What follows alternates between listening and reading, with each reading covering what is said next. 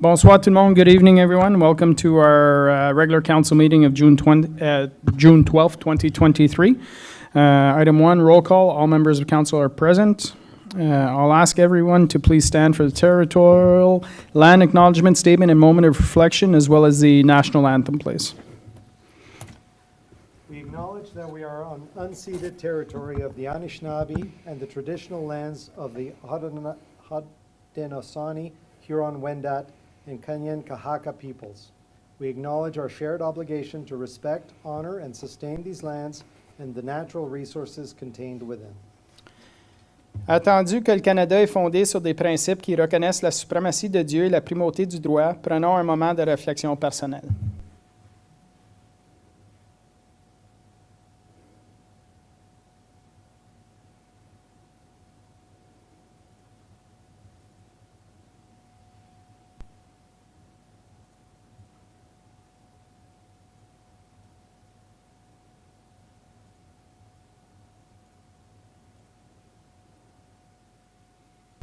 Worst case, if the tech doesn't pop up, we can do it.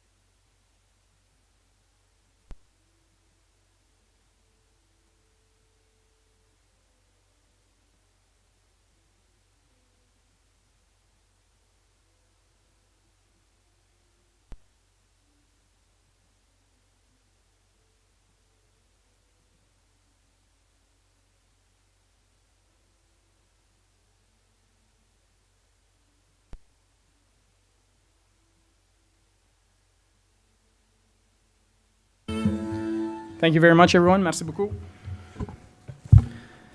Item 4, additions, deletions, or amendments. I believe Conseiller Lalonde had an item for, or that'll go under the announcements. Anybody have anything for council member items? No, we're good. Adoption of the agenda. Motion to approve the agenda as presented. Besoin d'un proposeur en appuyeur. Proposé Councillor Tonoski, seconded Councillor Deakin. Tous en faveur? Opposé? Carried.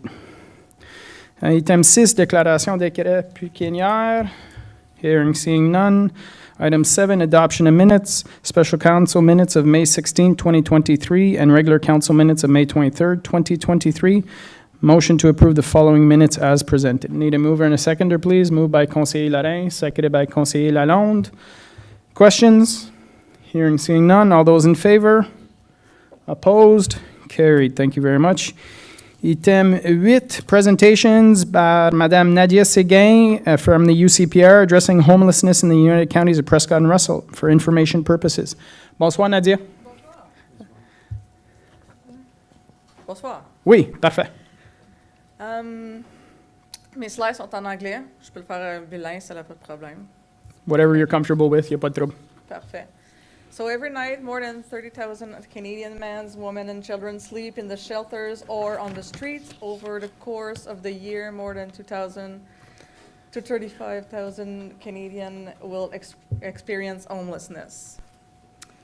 Le gouvernement a fait, en 2019, a commencé un programme pour lutter contre l'itinérance et mettre fin à l'itinérance.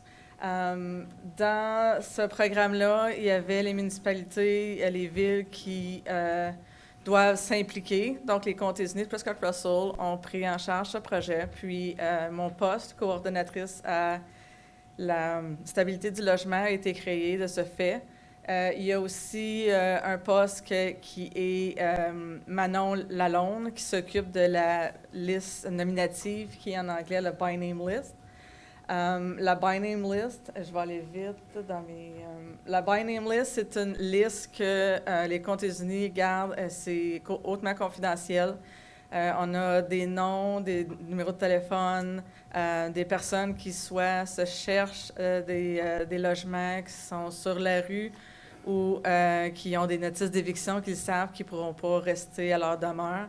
C'est aussi, les personnes itinérantes, c'est aussi des gens qui font du couchsurfing.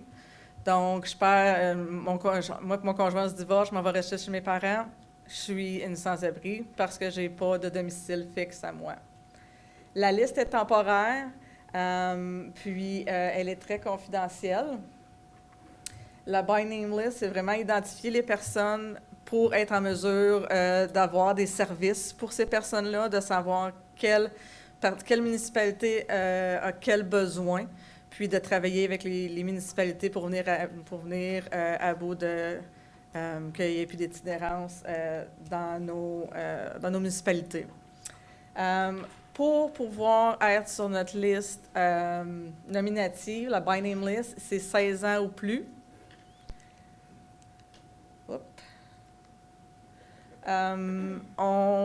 Pour nous faire des références, on doit avoir le nom, la date de naissance, le numéro de téléphone, la langue et le statut, quel est le statut résidentiel de la personne. Moi, mon travail, c'est d'aller, si la personne n'a pas d'adresse, n'a pas de téléphone, n'a pas d'email, n'a pas de texte, moi, je vais me rendre sur les lieux, soit avec les bylaws, soit avec les paramédics, avec la OPP, pour être en mesure d'aller voir ces personnes-là puis leur offrir mon aide pour que ce soit appliqué pour du logement, que ce soit pour des problèmes de santé mentale, toxicomanie. Je vais être là pour me prêter mon téléphone pour qu'ils puissent appeler pour médecins, n'importe qui ont besoin. Le mode, pour les références, c'est une feuille comme ça, puis je vais vous la faire parvenir pour nous faire des références. Si jamais la personne, vous n'avez pas son nom, mais vous savez un peu où elle se situe, il y en a qui me disent, comme mettons, je prends pour Hawkesbury, bien en dessous du pont, vous allez en voir un ou deux, il y aurait besoin de votre aide, bien je vais demander à un bar là qui vienne avec moi, puis je vais aller les voir, pas besoin de toute la fiche, vous allez pouvoir me contacter sur mon cellulaire ou par courriel.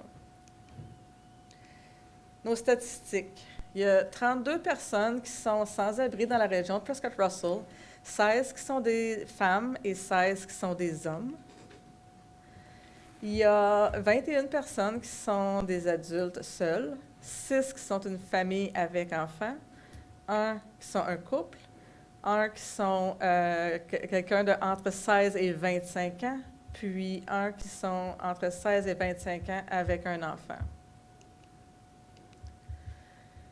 À Alfred-Plantagenet, il y a 6 personnes. À Castleman, il y en a 1. À Champlain, il y en a 4. À Clarence-Rockland, il y en a 3. À Hawkesbury, il y en a 12. À La Nation, il y en a 1.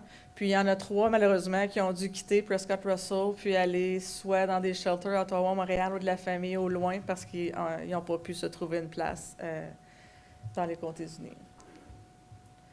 Il y a 8 personnes qui font du couchsurfing sur la famille, 4 personnes qui font du couchsurfing chez des amis, 3 personnes qui couchent ici et là chez de la famille ou des amis.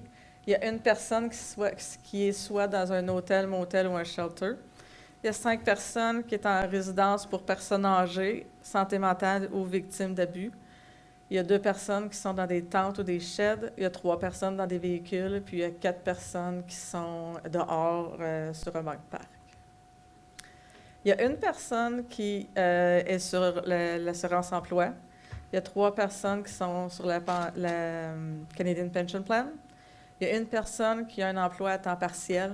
Il y a 14 personnes qui sont sur Ontario Travail, 13 qui sont sur ODSP.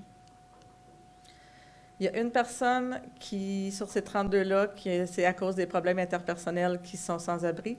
9 personnes qui c'est des problèmes de famille, 5 des problèmes de santé, incluant santé mentale. 3 personnes qui ont des problèmes avec la justice, 2 personnes qui ont des problèmes financiers et 12 personnes qui ont des difficultés avec le logement. Donc, ça, c'est le portrait de Prescott-Russell aujourd'hui. C'est certain qu'on n'a pas des statistiques de maisons interludes encore parce qu'on n'a pas encore fait les présentations, puis on ne sait pas s'ils vont vouloir nous donner leurs statistiques. Il y a des villes qu'on n'a pas eu la chance de voir encore, puis des organismes. Donc, c'est des chiffres réels que nous, on a en tant qu'agence, mais probablement que le problème est encore plus répandu. Donc, une chose que moi, je vous demande, c'est savoir si la ville de Embrun et puis Russell veut faire partie avec nous de ce projet-là, de finir, de s'assurer qu'il n'y ait plus de sans-abri, puis de travailler avec nous. Je sais que j'ai fait la présentation au chef pompier, puis à la directrice des bylaws. Puis, chez eux autres sont avec nous, fait que je voulais savoir si la ville de Russell pourrait être avec nous pour tenter de trouver des solutions à ce problème-là. Merci beaucoup. Questions, comments, members of council at this time? Councillor Lalonde? Yeah, I just like to thank you, Nadia, for that. Nadia and I work with her on the community safety well-being community with Prescott Russell, so I got a chance to work on some of this project or appreciating some of the data, and I'm happy to hear that she's already met with our Fire Chief Brian McBain and with our bylaw director Millie Bourdeau. Évidemment, pour moi, j'appuie fortement. Je pense qu'il faut reconnaître, elle a touché sur ce point que, you know, like any census, people who want to self-identify will, but we know that there could be many more out there and that don't self-identify or register. And so it's not to think that, you know, when that number came up on the screen, we didn't see anything for Russell, that it's because we don't have a problem. Yeah, in fact, that's I was mentioning today that I discovered 2 homeless people at Tim Hortons in Embrun out on the street or on the sidewalk there, trying to sort things out. It was quite obvious what was going on. Also at the church here in Embrun, I've noticed we have a lady that is often on the front lawn there. So it's in and around us. I hope that our council and our admin will participate fully, and I hope to bring back information myself on the rest of the work we're doing on the Community Safety Wellbeing Committee. So thanks very much for your presentation. Thank you. Other questions, comments, members of council? Councillor Deacon? Yeah, I have a question about the by name list. You were saying that when you're doing referrals, they're agreeing to share baseline data. I know that for people who are unhoused, one of the most traumatic things is having to re-explain why you're unhoused, what your background issues are. So I was wondering if that's part of the referral and sort of holistic approach that you're taking would be to ensure that that information, that they are qualified to receive other services, that they don't have to repeat their story multiple times to multiple services in order to gain access to help. Is that part of the by name list as well? And if not, could it be incorporated? Yes. When I will see people, I will be the bridge to other services, so they don't have to repeat or. Oh, that's great. You know, they don't have to. They have walk other right in the door. service. Yeah, that's it. And even though I go see them and they refuse to be on the bottom list, we will put them as active homeless, but they didn't consent to participate. So I can go and see them each month like any other homeless person, and we have care package, we have gift cards, we have winter gear like 2 winter coat, boots, we have Tim Hortons cards. So we have a lot of things that we can give them, even though they say they doesn't want to consent to be on the bottom list. So we will have data that would show that there is maybe a place for a shelter somewhere in Prescott Russell because people doesn't want to be in an apartment, but they will agree to go to a shelter, to have food, to have access to mental health or anything that they need. Just one Follow-up? more question, thanks. The other one was this idea of hidden homelessness, and I just really am glad that you're pinpointing here that most of the homelessness that we see in rural areas is hidden. It's couch surfing. And when I was first getting introduced to the issue of people being unhoused, I grew up in a rural area, right? And I didn't know anybody growing up who didn't have a house. What are you talking about? And they said, well, how many kids in your high school were sleeping on their friend's couch? It hit me like a ton of bricks. Yeah. And it absolutely is an issue in rural areas. And lack of services and lack of these connecting services is such an issue here too. So I'm excited to see this. I'm sorry, I'm just still going through the PowerPoint that came to us That's okay. at 4. But thanks very much for your presentation and for raising the awareness here. Thank you. And I will give my card, so anybody who needs to have questions, you can contact me. Councillor Tarnowski? Merci Nadia. Juste confirmer, qu'est-ce que vous cherchez comme support des municipalités comme tel? Comme support, oui, c'est sûr qu'on supporte l'idée d'être là pour vous, mais est-ce qu'il y a quelque chose de plus concret? Ou bien c'est quelque chose qu'on va dire, oui, on vous supporte, puis là, on va avoir des discussions ensemble pour chercher comment on peut travailler ensemble? C'est ça? Oui, c'est une bonne question. Comme c'est là, nous, c'est vraiment, ça fait 2 mois qu'on a commencé le projet, puis que je m'implique beaucoup avec Hawkesbury, vu qu'on a les logements subventionnés, fait que je suis plus active là. Mais oui, de savoir où sont les hotspots, où sont les gens qui ont besoin d'aide, de nous faire des références. Puis oui, de s'asseoir et de dire, OK, qu'est-ce qu'on pourrait faire? Est-ce qu'il y aurait une clinique à faire que... Moi, je serais là avec Manon, puis on pourrait demander, mettons, à CMHA, à d'autres organismes de se rendre dans une journée par mois. On se rend tous à la même place, puis ceux qui veulent venir, puis voir qu'est-ce qu'on peut faire. Là. C'est des choses comme ça qui seraient le fun à élaborer pour être capable d'aller chercher le plus de bouche à oreille puis le plus de personnes possible. Merci beaucoup. Councillor Lalonde? Thanks. Just one little follow-up. So as far as, and because I'm on this committee with you, in terms of resources, though, I know you met, like I said earlier, with the fire chief and with Midi Boildou. Do you think you have the resource connection that is needed at the townships level, so sort of a go-to person with what you've worked on so far with those 2 individuals? Or is there something else that would be more ideal for your purposes in terms of a dedicated resource here? For now, I don't really know. It's going to be as we go that I will know what we need and what the homelessness need, like Yeah. as a resource. You're still in the infancy stage of the program. Yes. Okay. Councillor Deacon? Juste une dernière question. J'aimerais savoir, avec les gens que vous avez commencé à donner des services, c'est quoi le temps d'attente ou d'arriver au service? Like, how long, in general, are folks experiencing homelessness before arriving to UCPR for services? It depends, because if it's a reference from Ontario Works, it's really, really quick because Okay. we are in the same building. Last week, we did a presentation to ODSP, and we have like 3 reference already. CMHA is giving us a lot of reference too. So it's going well. The amount of waiting is more to have subsidized housing. That is the longest wait. Even though they aren't on the priority list, it is long. So this is the long part of it.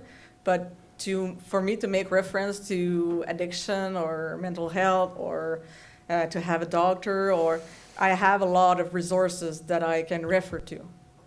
And I can be the bridge in between those services. But to have a subsidized housing, this is the longest part for the wait. So you're under the impression that the point between when somebody becomes unhoused and that they reach you is quite quick? Yeah. Okay.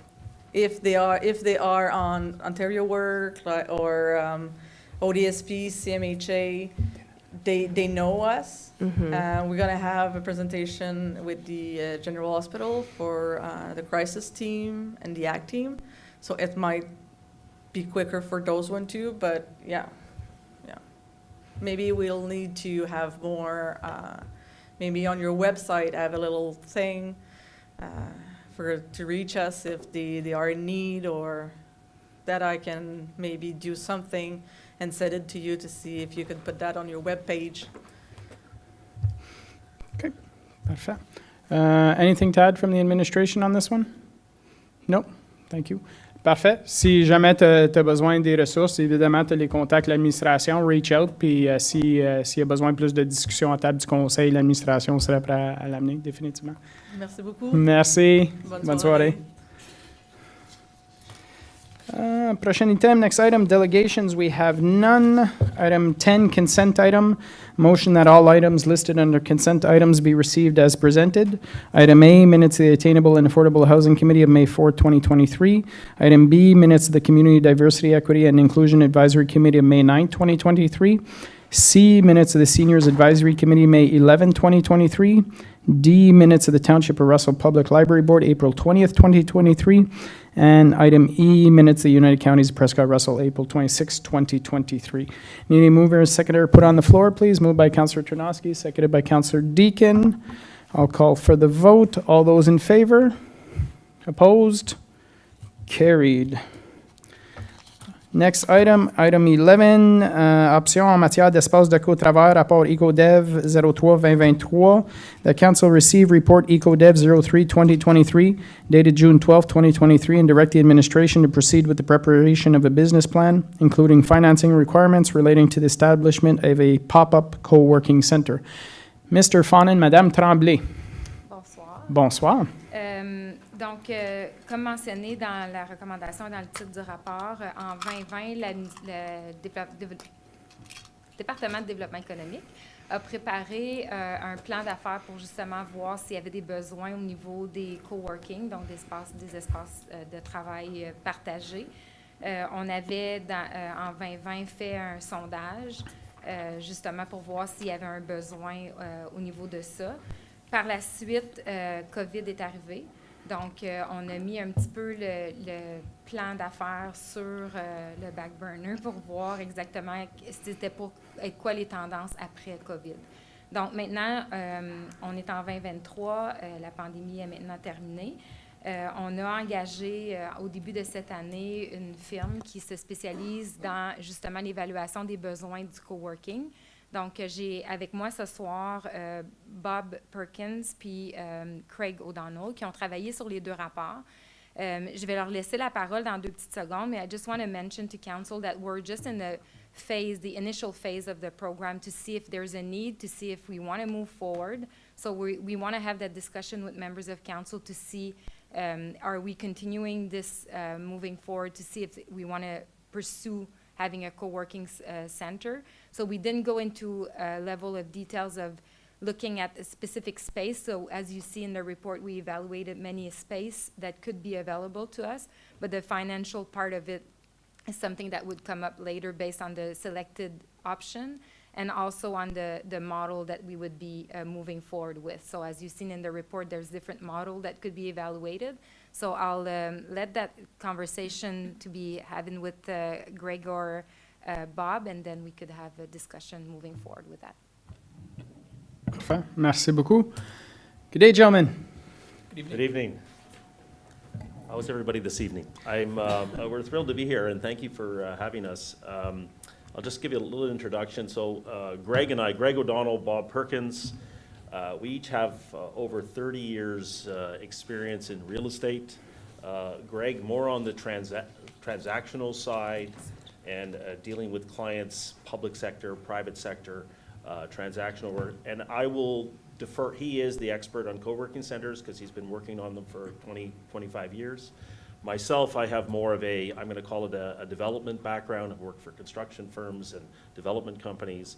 And in my last job was with running Deloitte's advisory practice in Eastern Canada and dealing mostly with municipalities and a public sector. So kind of together we can approach this project in a very logical way. I'm going to just, the next item on the agenda is co-working one-on-one is what we've called it. We just thought it would be interesting. Greg has a perspective on, what a co-working center is, and maybe Greg, you can touch upon. There was a question about its necessity, given that COVID is over and we're past the pandemic, and what that may be. Great, thank you, Bob. So we thought we just so we have the discussion around what co-working really is. And co-working essentially is a new marketing brand of what used to be called a business center, okay, or a mini office center. So nothing has drastically changed other than, call it the look and feel of these centers today versus what they would have been 25 and 30 years ago. And the whole, call it, taking office space and dividing it up and renting it out into individual rooms, either monthly, daily, weekly, that all happened before COVID. So what's happened since COVID is that there's been, call it, companies or individuals that had office space have downsized and elected to use co-working centers, and then you have individuals that are just working at home, have their own business at home, or are employees for an organization that has given up their office space that don't want to be at home all the time.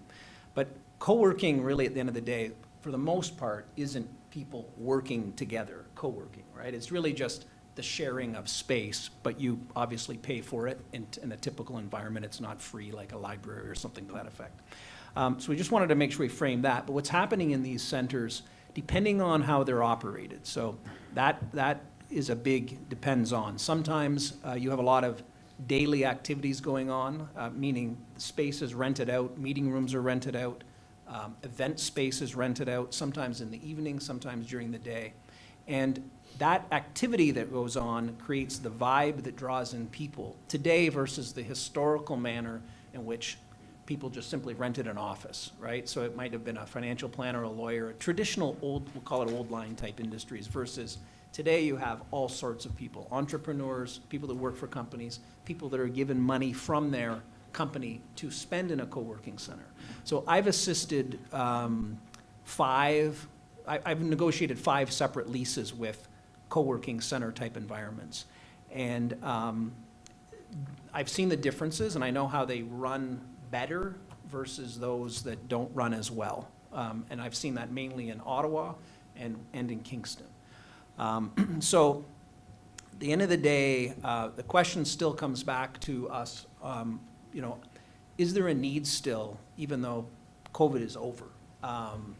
And the need was pre-COVID. So COVID, one may view, really forced more people at home, obviously, and then may have been, I think in fact, your study was originally done, your survey was done prior to COVID. So my answer to is there still a need? Generally, I would say yes, there would be a need because nothing has drastically changed in terms of everybody isn't back at the office, and in turn, people are still working from home. So my observation is that a co-working center could still work in a market like yours, somewhere situated between Embrun and Russell, and we'll get into that in more detail. That's a great segue, Okay. yes.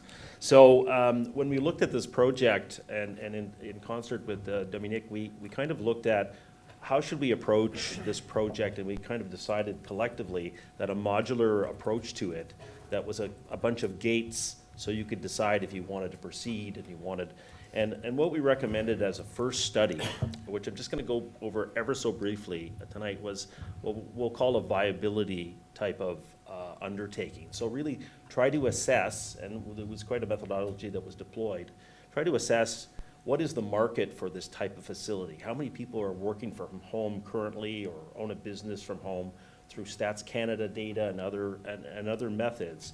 And we created a catchment area that was logical based on this type of facility and what would people, how would they commute? You know, we know, for instance, nobody's going to commute south to go somewhere, but the interactions between the two towns or villages within the township, pardon me, and where would people commute and how many, so we came up with a calculation of what the catchment area is and what's the potential for users. So we identified about 1,000 people within our catchment area that may make use of this facility, and we thought we would capture about 5% of that to have about 200 active users, not always the same users, understand, and from that we derived how big a facility should be to support that type of mandate. So it was really, let's find the demand side as best we can determine it, and then come up with some kind of realistic and conservative estimates on how big the facility is, and then what would be yielded out of that facility on a conventional kind of rental, daily, monthly. And we were very conservative because we didn't want to, I guess, sandbag the township into believing that this is going to be a resounding success. Like, we want it to be successful, we want it to be full, and we want it to be even smaller so that it's overfilled versus the opposite in terms of having it fail. So really important to us. And from that information, then we came up, and this is just our first report. We came up with kind of a exemplar pro forma on what the cost would be from a capital perspective and an operating perspective to run this facility, given some assumptions that we have from our kind of professional experience in dealing with these centers. And, you know, what's interesting is viability, and I'm guilty of this, is oftentimes I look at it from a private sector perspective, recognizing that obviously municipalities are very different in terms of the context. It's more about serving the people, and not all recoveries are always available. So in this case, we kind of quantify that although there was a startup cost, I think of about $600,000, and an annual operating cost of about $175 was the kind of pro forma, there was a recovery available on a very conservative basis of about $120,000 in fees. So that's, and I will say that's worst case scenario in our view, given the catchment area. So we presented that kind of with our heads down and thought, you know, do you still want to proceed with this? Because this is the order of magnitude that you may be investing in a facility. And so that was the recommendation. We still think it's a good idea, but it ultimately was up to Russell Township to decide if that was the type of investment they wanted to make. So then we were asked to do the follow-up, and like good consultants, we always include next steps in our report so that we can perhaps be engaged in the future. It's not an old trick that nobody knows about. So, and we led into a second report, and that's really why we're here today, because we've undertaken the next phase. And the next phase was really about determining, were there sites or options available within the township that would lend itself to this type of facility. And so we identified 16, it's actually 17 different sites, some of them owned by the municipality, some of them private sector owned, some of them maybe that you could purchase or that you could lease. So we looked at all kind of logical options within a certain geographic area. And, you know, we drilled down on all of the sites in terms of the information we needed. And we came up with a scoring methodology that looked at how would this site, you know, we were ultimately trying to get to a short list of viable sites that would perform well as a co-working center.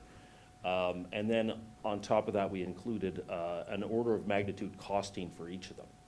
So ultimately what resulted, and I think it was page 10 of the report, maybe 9, it gave you a nice little pictorial representation. And the sites in red are the ones that we thought were the best scoring sites, based on a combination of kind of the non-financial elements that we scored and the economic financial costs of the sites themselves, both from an operational perspective and a capital perspective. So the ultimate result was to try to get to a short list, which we have on the next slide, which I think is, and we're trying to make lots of time for questions, so I know I'm going through this very fast, but. So this is, so normally when we look at this type of assessment and options analysis, we like to provide people with an order of magnitude cost. Obviously the score is there, but also sprinkle it with risk to enable a decision so people can see it for what it is and make a determination on what truly is happening with the site and how we see it from a perspective. So this is the short list of the 7 sites. And there's actually an 8th one that couldn't be thrown in here, that was thrown in after the assessment was all done. But that we suggested should be taken to the next phase and presented to you so that you could then decide you know, how you want to proceed. So all it says is there's a few options that are available. And ultimately, when we looked at a recommendation and the next steps, as I defined earlier, so we provided next steps, which are basically, it's now time for the township to make some decisions. Do you want to pop up, which would be more of a temporary proof of concept type of undertaking or not? Do you want to proceed to a business plan for some of these options in order to clearly understand how it's going to be operated, what's the true cost, because we've only provided an order of magnitude, and what is the execution plan for those options. So we gave you a bunch of next steps, and then we were asked right when we issued the report, okay, what's your recommendation? So what would you do, consultants, in terms of your professional experience? What would you do? And we said, well, the pop-up option, although it's very tempting, the two properties that we identified were not what we would consider the ideal sites for success. One was too small. The other one was just what we'll say is didn't have the right vibe. So, and which are both kind of recipes for failure in terms of the success. So we wouldn't recommend a pop-up only because of what, our search uncovered. We did, however, if you do want to proceed, given what you know about the order of magnitude and everything else, we did think that there was two groupings of properties that you could put together that could be explored further to bring to a short list. Two of them are owned by the township, and 2 or 3 of them, that one I keep throwing back in, are kind of private sector lease opportunities that are to be developed, kind of thing. So they're distinctly different how you'd operate them and but you could group them together and come up with a business plan for each module. One would have more of a public sector flair to it, and maybe staffing and maybe how you operate it. The other ones would be perhaps more of a private sector type of undertaking. So we recommended that maybe you could put those forward and advance that if you wanted to continue with the project. And then we were asked shortly after, like this all happened within hours, what's the cost to proceed with that? And so the answer that was provided was vague, because we haven't prepared a scope of work. But we said, as we always have, we can work a scope to a budget. So it depends on the appetite for how precise you want to be in terms of the information.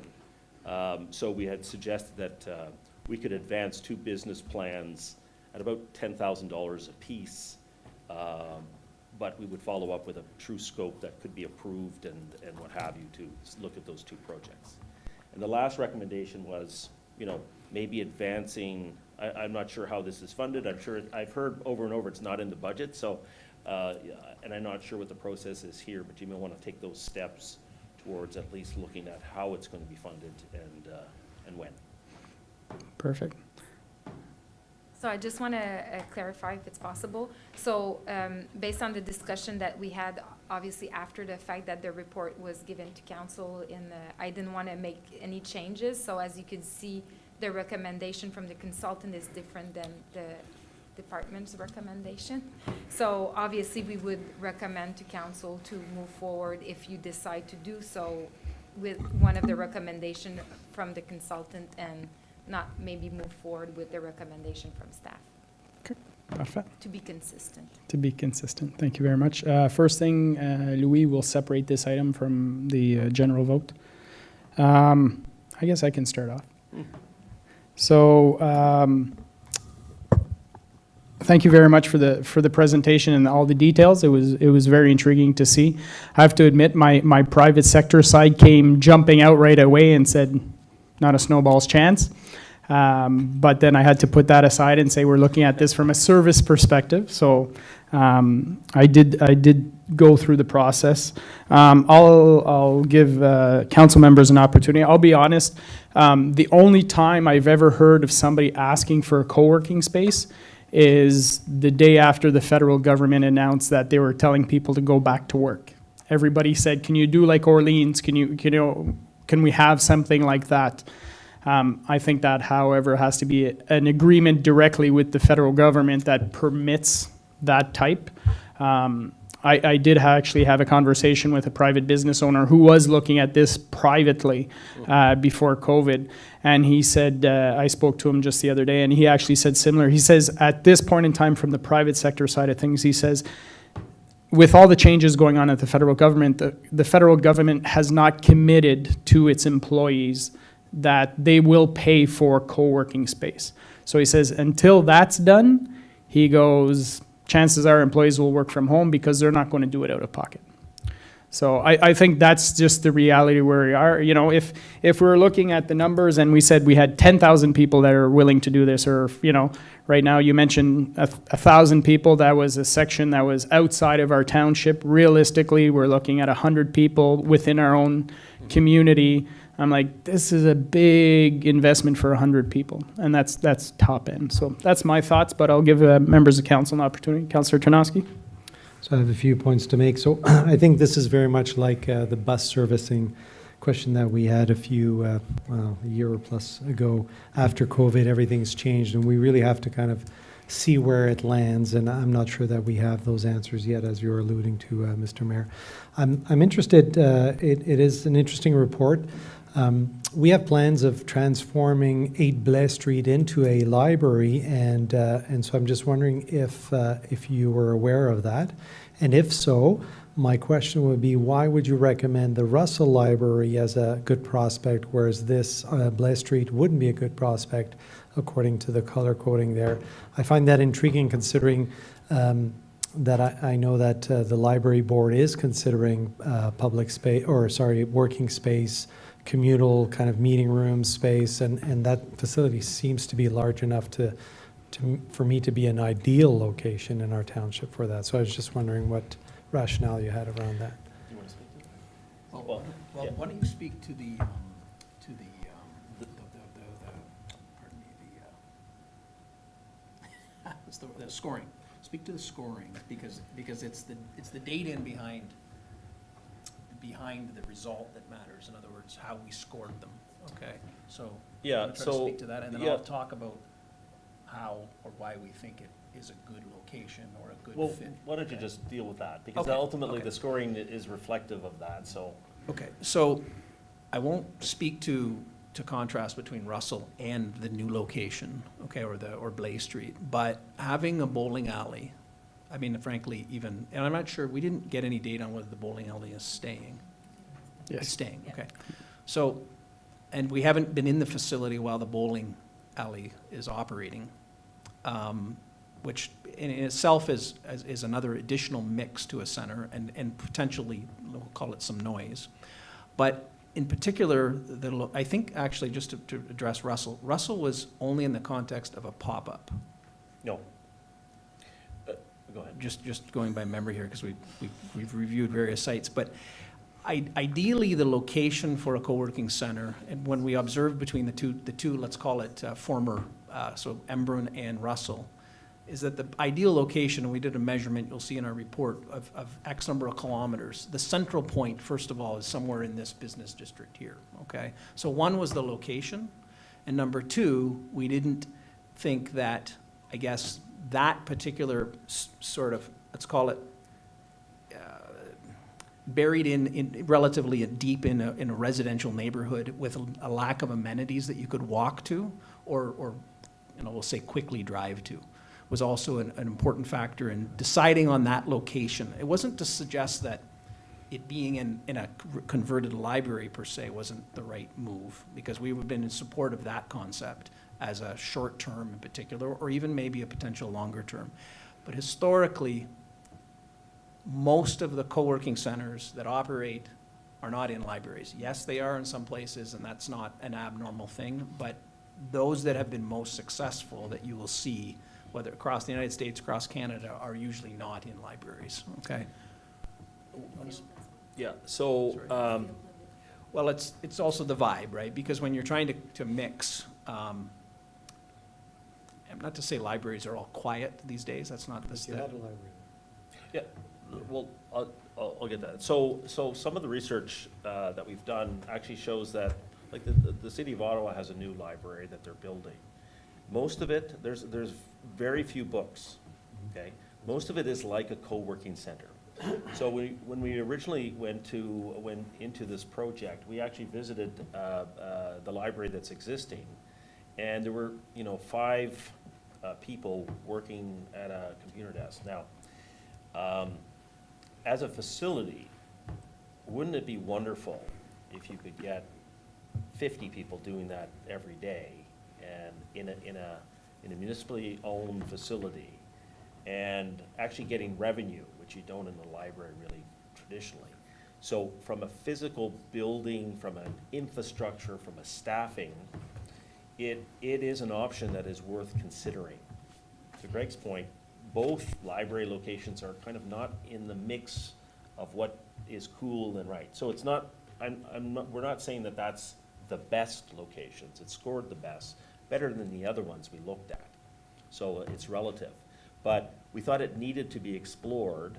I'm talking about the Russell Library, because it has the existing infrastructure, and to convert a portion of the building, if available, and hopefully the library board people aren't here today, but with their permission, it may be a way to actually improve the environment of the library and be able to generate funds and make it a place more than the place that it is now. So that's that.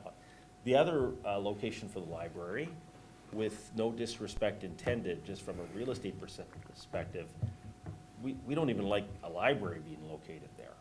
So, because it's kind of off the beaten path, it doesn't have any vibe, it doesn't have where libraries are being built now is really in the thick of things around, close to the community, and so I'm just saying that's why that property was not included, from my perspective. Now, we didn't give you any color on the actual scoring process and how we did that, which might be important, because really what you're asking is why is one scoring higher than the other? Yeah, go ahead. I think that kind of was answered when you're talking about location as a part of it and everything else. So we're not just, based on building use and everything else. And so I'm okay with that variance being there. I'm not necessarily in agreement with some of the comments, but that's regardless of that. That's fine. But anyways, I appreciate how the scoring worked and how both library sites wouldn't be there. And that makes sense to me now. Thank you. Any other questions, comments from Councillor Deakin and Conseiller Lorrain?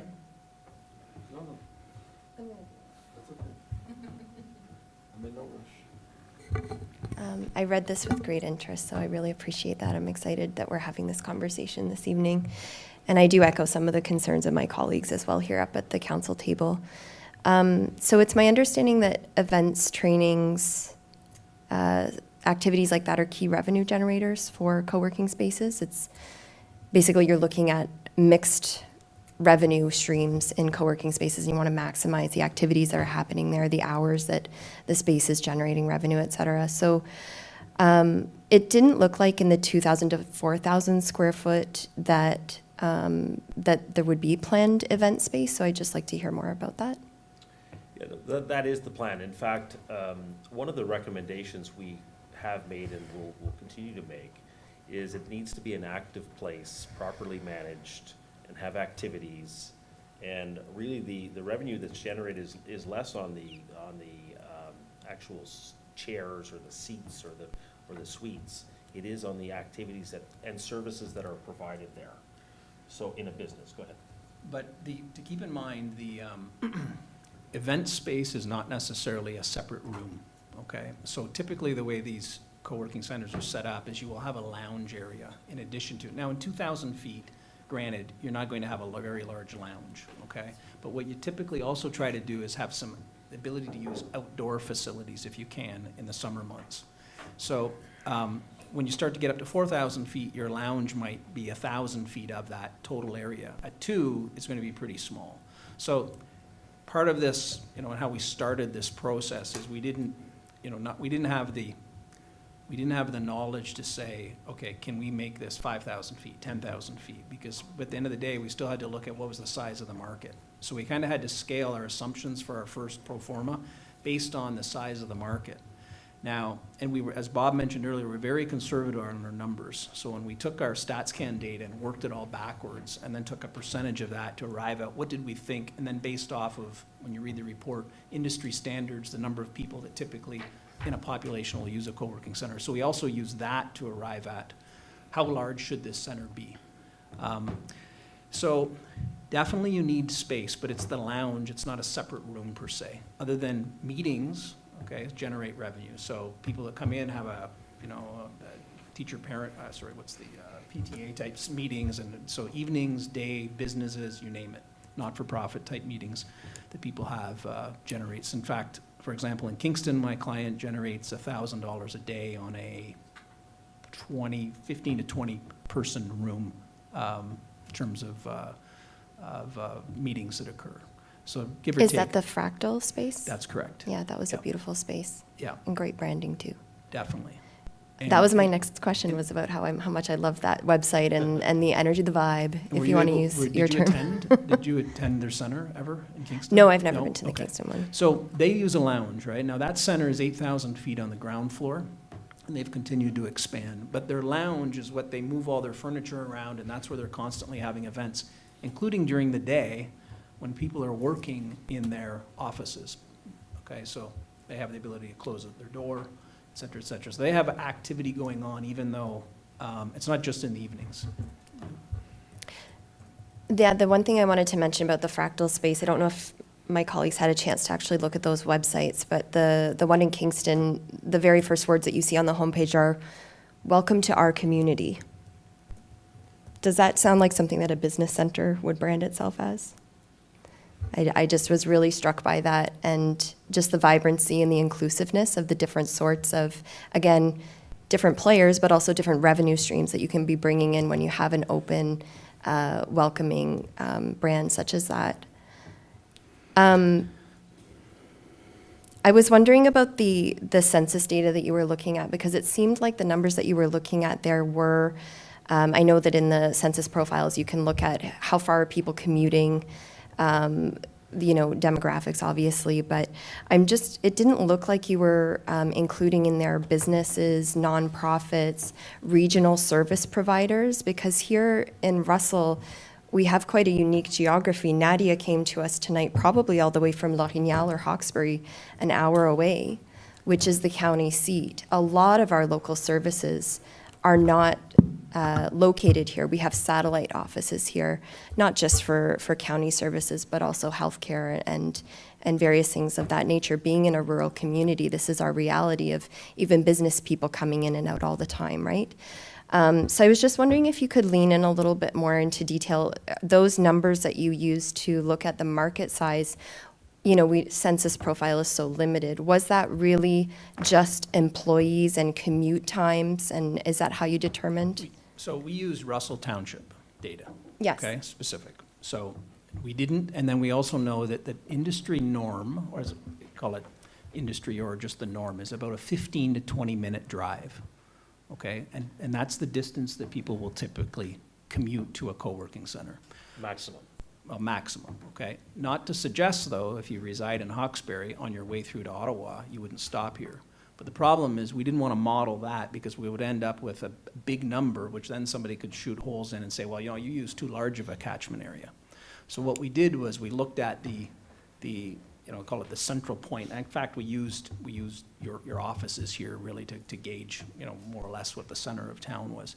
And then we went out 15 to 20 minutes, converted that into drive time, okay? So that we ended up just this side of Maxville, okay, give or take, in terms of distance to the east. And then we went to the south, and we also know that people will, of course, you know, driving into Ottawa, stop here. But we know that people aren't going to go from, say, Boundary Road, although they could maybe drive this way to go to a co-working center. They might, to do shopping and things like that. But we didn't think that people outside, as you further go west, that don't reside in the township are going to reverse commute. Eventually, there's a point where they start driving into Ottawa to go to a co-working center, which the next stop going west is on Saint Laurent Boulevard. So we had to come up with something that was defendable where it wasn't overly aggressive, and then at the end of the day, results in a fail because our catchment area was too large. Can you speak to categories of employment that were selected, including, there was no government, right? Correct, so that's a good point. So what we did, Okay. what we used was NAICS codes, which is referred to in this, which is the same as an SIC code or Standard Industrialized Classification, which is now NAICS, which stands for North American Industrial Classification System, I think.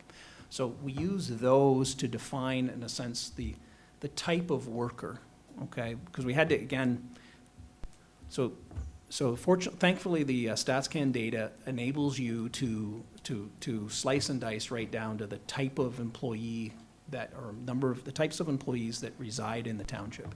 So we had to make build a model around what we felt were the most likely types of users based on the type of work that they do. So for example, if you are,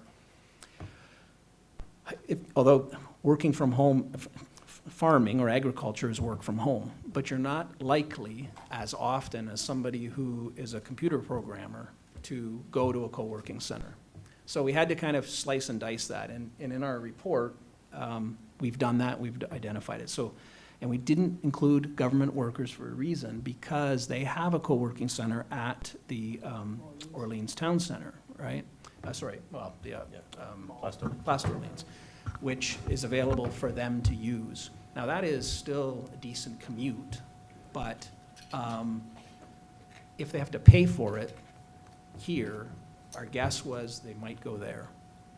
Okay, so, and to speak to companies, we didn't look at it in that fashion, because companies are made up of individuals that reside in the area, typically. So we didn't use companies outside. We just focused on people that reside here, as opposed to a company that's here that has employees that are also outside. But those would be remote workers if they didn't already have an office, and they would have already been in that SIC code or NAICS code makeup. Does that make sense, what I'm saying? Okay. Yeah, I'm relieved to know that the government workers weren't in there, because government workers are going to work in their office. That's the reality of it, is that they're not looking for the benefits that a co-working space, a co-working community brings. Right. Well, they are working in their own co-working centers, pardon me. Like, they have them set up, right, for them, if they want that type of. And when they're here, they're in their office, and they're happy about that generally. So just the numbers about the event space, those weren't included. You said you had a client who has $1,000 a day coming in, and we didn't include that potential No. revenue in these figures. We didn't. We used meeting rooms, offices, and what is called a hot desk, which is like sitting like this, right? The actual space rental, the anchor sort of tenants. That's correct. That's what we did Okay. for that very simplified model, because we had to come up, we wanted to show you something, so you could just get an idea of, okay, capital is this, revenue is this, and, and you can obviously scale up the revenue by scaling up the square footage. And the other issue, though, that's important to note is if you do run a lot of events, you need somebody to manage it, right? Because often they are in the evenings, so now you're into a staffing discussion, and we weren't at the early stage sure what really you wanted to do in terms of how to run it, which is. Yeah, I'll say it again, conservatism is, we didn't want to sugarcoat this, we didn't want to present something that, was going to make profit and be a home run for the municipality. It may be, if well executed and well chosen, but for this purpose, it was really viability to show you, this is your risk based on your investment. So just wanted to be clear, and that's kind of always our approach, because it doesn't serve us well to take the other perspective. Thank you. I'll just share my perspective, because I know I'm taking a lot of space here. So I just wanted to say for my fellow council members, a bit of a background. So I've been a member of a co-working community myself for several years. I've spent hundreds of hours in co-working spaces for trainings, for events, hot desk work, business events, meetings, and my consulting firm has hosted innovation sprints in co-working spaces. I also serve on an advisory board for a small rural co-working space just outside of that Maxville area that you referenced. So with this background in mind, I'd like to relay my perspective as a heavy co-working user myself, is that co-working to me in 2023 thrives on three things, and those are partnerships, programming, and people. The space is a catalyst for an ecosystem, and it's often a space or a catalyst for an ecosystem that already exists and is looking to grow. So the space in and of itself, we have a really great presentation here this evening about space possibilities. If we're just thinking of space and just thinking of somebody going for Wi-Fi or a printer, heaven forbid, we're really thinking too small here. So it is excellent information on potential space, and I would like us to leverage this information, but I would like to propose that we go in a different area of focus than the consultants are suggesting tonight. I think that the next step that would need to be taken, and you know, tying in our vision and some strategic planning commitments that we've made about being a collaborative township, one that is a place where collaboration and innovation happen, is that we need to be focusing on partnerships at this time. We know our community. These gentlemen don't have the advantage of knowing our small rural area. I know that the Kin Club is looking for meeting space all of a sudden. I just received a message about local community organizations that most of us at this table know are struggling for meeting space. That obviously couldn't have been included in the report this evening, but it is another catchment. We have students here who are living with their parents because they can't study. They can't live in Ottawa right now. They can't afford to, so they're looking for quiet places to study and maybe connect with future employers. We're looking at local small businesses that are looking to grow, looking to hire new folks, but literally don't have office space and are looking for a place to put overflow staff. And we know that as counselors here at this table. Unfortunately, these gentlemen don't have the benefit of knowing that. So I think we need to focus on partnerships, and I think that work needs to be done at this point with this information that we can leverage to potential partners across the counties and here, you know, county folks that would be looking for satellites, as well as all of those sorts of groups that I just named, to start looking for partners who could make it evident to us where the demand is and where the potential is. I don't even want to use the word need, but where potential lies in that ecosystem, and as well as what sort of financial efficiencies we could find. If we were to pursue this, it should not just be the township. It should be the township and at least 5 other names on the banner, in my opinion. Thank you. Councillor Larrain? I just have a question. So when we talk about, I think on the second page, we talked about some financials on there. With your recommendations as next steps on here, do those financials still hold true, or we're not talking startup cost and operating cost versus recovery of those costs down the road? Because when I look at those numbers, they don't add up, right? Like a $600,000 investment, $175,000 operating cost, yet your annual recovery is less than your operating cost. Right. Yes. So even in the next steps, are we still going to run into a situation where it's operating at a loss for a municipal perspective? Wonderful question. Yes. So, yeah, we did an exemplar pro forma, not knowing what sites were available, not knowing kind of the details, just to provide an order of magnitude so that you could decide if you want to proceed any further.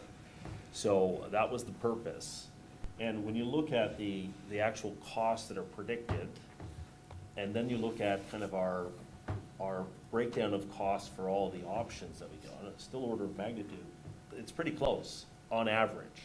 But there are some options that are more, call it affordable, that may have, let's say if you ignore the capital cost, may have the opportunity to actually recover what the annual operating costs will yield.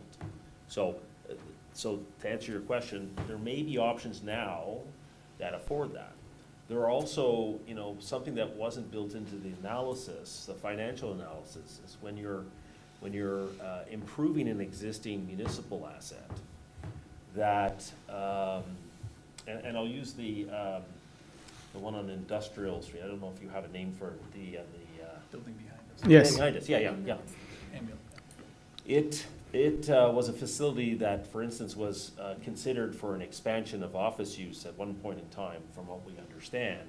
So you could invest in that building, hypothetically, try the co-working operation, try to get the recoveries. If it didn't work, you'd have an improved building that you could then use or rent out as office space, clearly, and would likely yield what I'll call a return to the municipality. It wouldn't be wasted dollars out the door. So there's nuances. Again, the library in the existing library, if you repurpose that space at a modest cost, you'd actually be generating revenue and use the existing staff. I'm just giving examples. You'd be generating revenue in an asset now that doesn't generate a lot of revenue. That's a whole other discussion. I know that. No. So, So, Mr. Line, I just want to answer just further to that question. So the manner in which we looked at this co-working center analysis was it's like the library you have, it doesn't generate probably a profit. The new $100 million facility that you're planning to build, I think, probably doesn't generate a profit because they're not designed to generate profits, right? That's the context how we looked at this. But we were conservative. It has benefits for other reasons. So to answer the question bluntly, it's never going to work out that it shows a profit. Okay, 'cause you can't unless you get the scale up to close to 15 to 20,000 square feet. right. Okay, that's the scale that these centers will show profits. Okay, so just to give you a context, and that's a $1 million plus revenue stream, right? And those require a greater population or Correct. business community That's to right. support that. So it's Kingston, kind of 6 chicken and times our That's right. population. So to put that in context, the Kingston facility, what we're talking about, is now scaled up to it's about 20,000 feet. Okay, They're privately owned? privately Yes. owned, Privately correct. So yes, your observation is this doesn't make sense. Well, if you're trying to make money from it, it doesn't make sense. But that wasn't, in our mind, Well, exactly what you're trying not to do. necessarily making money, in my opinion. A break even from a municipal perspective makes sense.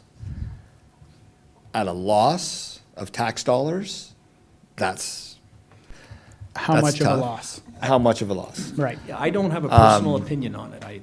Yeah, so my next question, though, so I want to go back real quick, if that's okay, Mr. Mayor, one last question. Yep, and So- we'll wrap it up after. You used the number of 1,000 people, and I don't know if it was a misspeak on that point, but I heard a 5%, that's 50 people. Right. It was That's not 200 people that you mentioned 200 after Just that. a It was misspeak. actually 1,000 in Russell Township and 1,000 in our greater catchment area, and it was a 10%. That's why you got to 200? Yes, Correct. that's where Okay. the 200 came from. What you heard was accurate, and what Bob suggested was not accurate. Okay. Okay. We've been on this topic for quite a while. Madame Tremblay, last comment, and then we'll move on. Yeah, I just want to mention as well that the private partnership and the municipally run facility is an option that we both kind of evaluated. So I've heard Monsieur Lorrain's comments, like when we make money, it's mostly owned, like the one in Kingston is privately owned. But this is something that we are kind of looking for direction as well, right? So Right. those are the options that we want to evaluate. That was my first point. The second point we've talked about in the presentation about another option that was evaluated. And based on your comment, Mr. Mayor, that there's, we also had the discussion with the Russell Med facility that are looking to build a new facility, and they're the one that approached us to maybe have a co-working space into their facility as well, to work in partnership with the township. So that was the extra property that was evaluated as part of the process. The Russell Medical Center we're looking at. Yeah. Okay. Councillor Lalonde, and then we'll move on. Thank you, Mr. Mayor. I'll keep it brief. I want to go back to what Councillor Deacon was talking about. I think it was quite important. What I've felt in the last 20 minutes about what's been said is that we've been talking, at least in my opinion, more about the quantitative analysis than the qualitative analysis. And I think we have to be, I think it's been good food for thought. I think it's something we need to be thinking about for sure. But I defer back to Councillor Deakin because she has some pretty significant experience in this very area. And I couldn't agree more that I think we have to kind of revisit the whole thing again to get at the qualitative analysis piece to this, which is that partnership and that collaboration. I think those are the seed elements that we have to be developing here to see what we've got. And because it may only be 20 companies out of the 50, which is 5% of the 1,000 that were mentioned. It may be less than that. I could give an example of someone I know very well who has started up a company, is now into $1 million worth, needed some office space there, but is now moving around between London and Paris and using online mentorship support services rather than having them in person in a work center. I guess it can be whatever we want it to be, but I think the seed elements have to be more along the lines of the collaboration, the partnership, to get some innovation out of this. As far as the return on investment and the real estate and the places we could choose, I think that's all down the road. It's far from my thoughts right now. It's more about how do we set this thing up where we have some legitimate players collaborating in our communities. The space and how big it needs to be and where it should be located, for me, is like, those are sidebar discussions. I think we have to start with what Councillor Deakin was alluding to a few minutes ago. Thank you. Okay, thank you very much. Good discussion. Thank you very much, gentlemen. Thank you. We'll move on to the next item. This will be separated, so I'm sure there will be other discussions that will come along on this one. Thank you. Item B, proposed draft plan of subdivision for Rochot Lands, PD 23-2023. The council received report PD 23-2023 dated June 12, 2023, and approved the proposed draft plan of a subdivision as submitted by Normand Rochon for the property legally described as Concession 8, part of Lot 9 in the Village of Antrim, Township of Russell, subject to the conditions listed in the report. Questions, comments, members of council? Seeing none, I have a few items in this report I would like to discuss. Let me bring it up. First, in regards to the sidewalks, thank you very much, Madame Tremblay, for adding that the link on Saint-Augustin. I think that's an important link to have. Two items, I look at this subdivision and I always try and look at a subdivision and picture myself living there and what would I see and what would I like. I see that we're connecting this subdivision to the next subdivision by way of vehicle traffic by a road.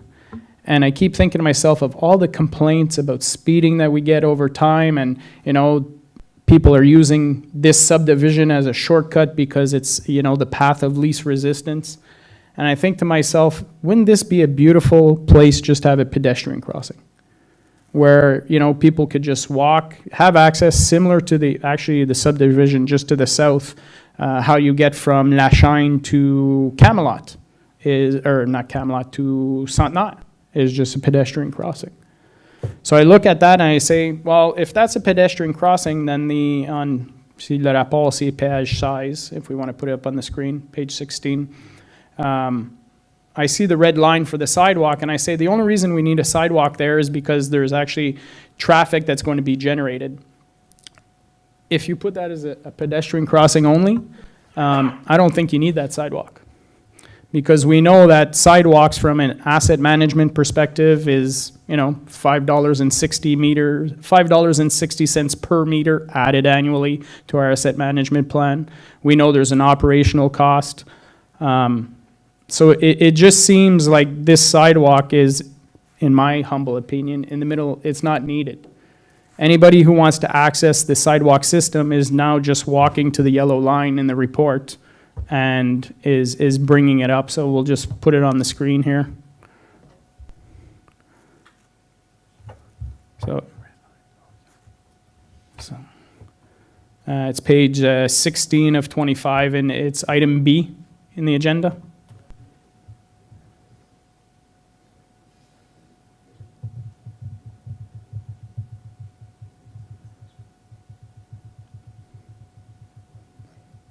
So it just keeps sliding down there. Yeah, you're still on.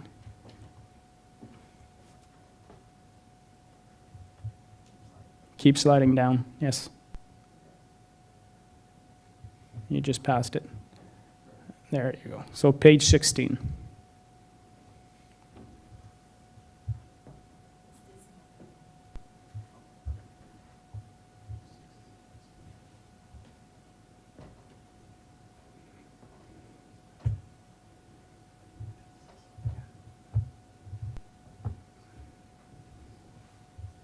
There we go. Perfect. Thank you very much. So my suggestion is to remove that red line sidewalk, and instead of making vehicular traffic go down and connecting La Chine with the subdivision at the top, making a pedestrian crossing. I see it similar to Forest Road and Old Town West, where there's a pedestrian crossing. Could you imagine if we had turned that on Forest Road into a vehicle traffic, how many people would be using Forest Road to get into Old Town West to cut going down Craig? You know, I see this as another thing. We're going to be creating an opportunity for people to just zigzag through these subdivisions. My humble opinion, so I'm opening that up for conversation. So, Councillor Tarnowski? So just a clarification from a planning perspective on that. So if I was living right off Saint-Augustin, one of the first homes, and now that becomes the only access to that subdivision, maybe there's more traffic there, and maybe I'm complaining that there's more traffic there. What's the logic in wanting two accesses into the subdivision? Is there a rule around that? Madame Tremblay? Merci pour la question. So yes, there's a rule. So in the county official plan, when we review a plan of subdivision, we make sure that there's enough connectivity with existing subdivisions and brand new subdivision. There's also something in the provincial policy statement that says that when you do a land expansion, for example, for your villages, that you need to count into, prendre en considération les connexions qui vont aller vers le futur, vers les plans de subdivision. L'autre logistique, pourquoi on a mis un trottoir et pourquoi on a mis un lien, c'est que dans la subdivision, présentement, il n'y a pas de parc. On demande du cachet-lieu et le parc qui sera utilisé pour cette subdivision-là est localisé au coin de la chaîne. Donc, c'est pour ça qu'on a, dans notre plan officiel aussi, on a une provision qui dit que la connectivité du point A au point B doit se faire d'une façon piétonnière, de façon sécuritaire. Donc, étant donné qu'il n'y avait pas de parc dans cette subdivision-là, on a linké le trottoir de la subdivision au parc qui est proposé pour les gens qui vont habiter dans cette subdivision-là.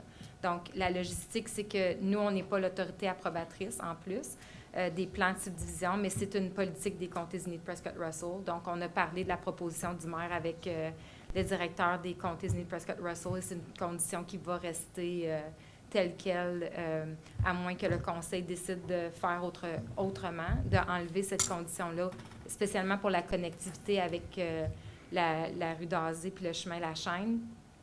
Mais les comtés ont quand même le pouvoir et l'autorité de remettre la connexion, même si le conseil de la municipalité décide de ne pas aller de l'avant avec cette connexion-là. L'autre chose aussi que j'aimerais mentionner, puis je ne sais pas qu'est-ce qui est important de mentionner, c'est que on a fait, la municipalité, un Russell Traffic Impact Study, puis le lien de cette subdivision-là raccordé avec la chaîne a été considéré comme un flow naturel pour justement connecter ces deux subdivisions-là, puis le flow de traffic. Puis l'entente de subdivision aussi a requis un plan de trafic pour cette subdivision-là qui a aussi considéré cette connexion-là. Donc, c'est de là où la municipalité et l'administration a recommandé. L'autre chose aussi que j'aimerais mentionner, c'est que, as you know, all of our plan of subdivision are part of a public process and there's never been complaint about people living on La Chaîne that came to the public meeting or that we've received email that were concerned about the traffic flow or traffic increase. And the other point that I'll make is that right now this link is existing, so we own that piece of property as a connection in the future, and there's people using that link right now for dumping pretty much everything on it because they believe that they own it. So using it as the way that it's supposed to be for the own purpose that it was supposed to be a road connection would alleviate those issues in the future. Thank you very much. Just to clarify, when we're talking, you're connecting the sidewalk down to La Chine d'Azé, but there's no sidewalk on La Chine or d'Azé, so it's a dead-end sidewalk. I understand we might ask the developer to extend that, but then you're extending for a little section to get onto the park from that area, but the rest of the subdivision doesn't have sidewalks. So what we're saying is, well, this, I understand 2 wrongs don't make a right, but I'm saying that there's no subdivisions in the entire area that have sidewalks. And some do. I agree, Saint-Nair should have been a sidewalk because it's a main artery, but this is a local road. It's not a main artery. Councillor Deacon. Just a question and a comment. To your point, kind of building, Mr. Mayor, this is a local road, and I don't think that we're going to look at the same issues of speeding like we see on Normandy or Saint-Nair, because these are roads that are narrow. They're winding. They're not going for miles and miles. And the question that I had was the yellow. On my map, I'm not seeing yellow there. Does that mean anything, or am I just? Yeah, that was added today. That's Oh. the Okay, I'm like, am I going blind? I don't know. the sidewalk on Saint-Augustin Okay. is being extended all the way to that Okay. intersection. Thank you. Which is something that we've been discussing for years. Great, thank you for clarifying. Yeah, so that's what the yellow line is. Madame Tremblay. If I may add to your point, original, Mr. Mayor, is that the connection will be done to the park, and I do agree that there's no sidewalks, but on a évolué depuis 2005-2006, donc dans le plan officiel, dans le temps, il n'y avait pas de provision au niveau du plan officiel, il n'y avait pas de provision au niveau du déplacement piétonnier, puis qu'on essayait de faciliter la communauté pour justement faciliter les déplacements piétonniers d'une façon sécuritaire. Donc, on essaie d'augmenter cette connexion-là.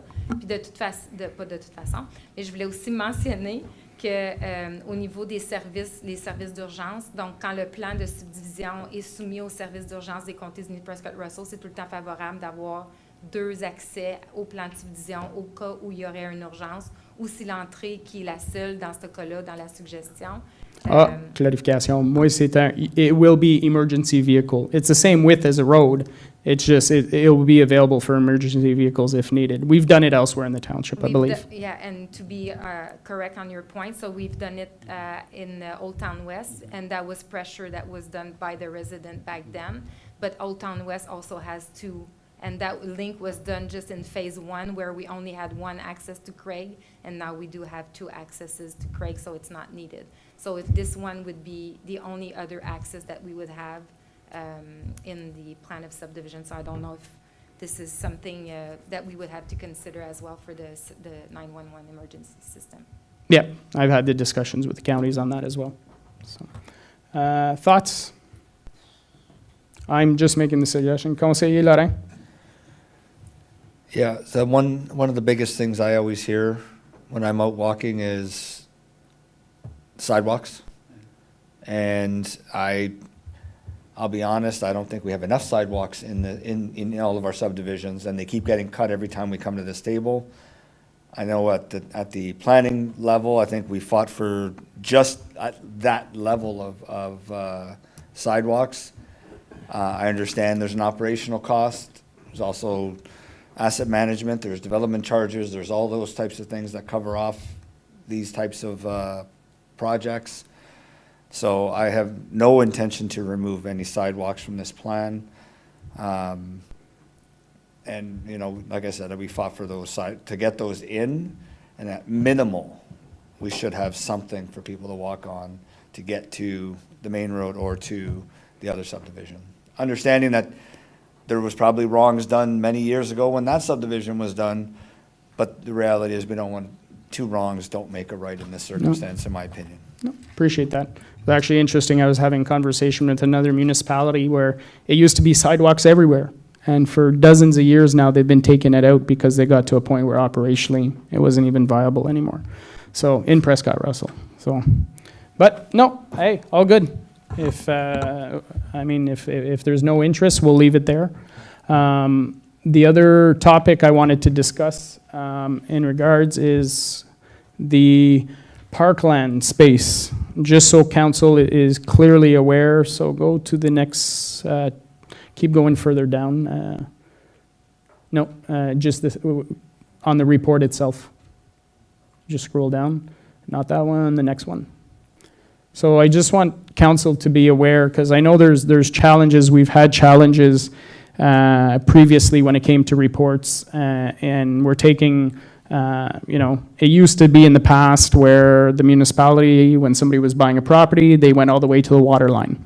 And now recently, in a few last subdivisions, we've been actually taking the space in behind, and we're taking the water course, if you will. And then as we see, there's erosion. We saw that with, quel projet? Renoir? Renoir, because we were owners of the land, now there was erosion. We sent a significant amount of there. Essentially what we're doing here is we're creating future trails. And in the report, it talks about bridges that are going to be going across. So I just want council to be aware of that discussion. And if that's where we want to go, great. I think it's unfortunate. In the report, nothing towards the administration, but a lot of reports we see what's the financial impact. In this kind of report, we don't see what the financial impact is of that future trail. I know it's hard to estimate because we don't know what it's going to cost in regards to the shoreline, to trees. There's a mention in the report of a potential bridge. None of those costs are estimated, so it's hard for me to say, oh yes, we're just going to accept all of this. And we don't know what the costs are associated with this specific piece. So I'm not sure how do you do that? Is there a way to approve everything except that piece tonight? I don't think there is. Can we delay the report to see what do we even want that? I guess the question is. So, Mr. Fun? Thank you, Mr. Mayor. The question's valid in terms of understanding potential future costs, and without simply speculating on what those costs could be, this is something the administration could certainly take forward to at least have the discussion internally regarding how close could we get to any form of estimate of potential costs. Again, it would be worse than a Class D estimate, as it were, but it would give council perhaps a broad sense of expected costs to be incurred later on for operational maintenance, possibly asset replacement activities and the like, if that's what council wants. So I guess from maybe, I don't want to put Madame Guittard on the spot, but from a Parks and Rec perspective, I know planning is great. This is what it's going to look like. It's fantastic. It's everything. You plan based on the PPS, which is fantastic, but sometimes the operational reality down the road can have a different impact than was intended. So from a parks perspective, do we want a trail there? Is that something we actually want? I know it's part of our parkland and we've put that in our parkland, but I think that's where it comes back to, do we have to have a strategic discussion on our parkland policy to see if it's still where we want to go? So, Madame Tremblay? So,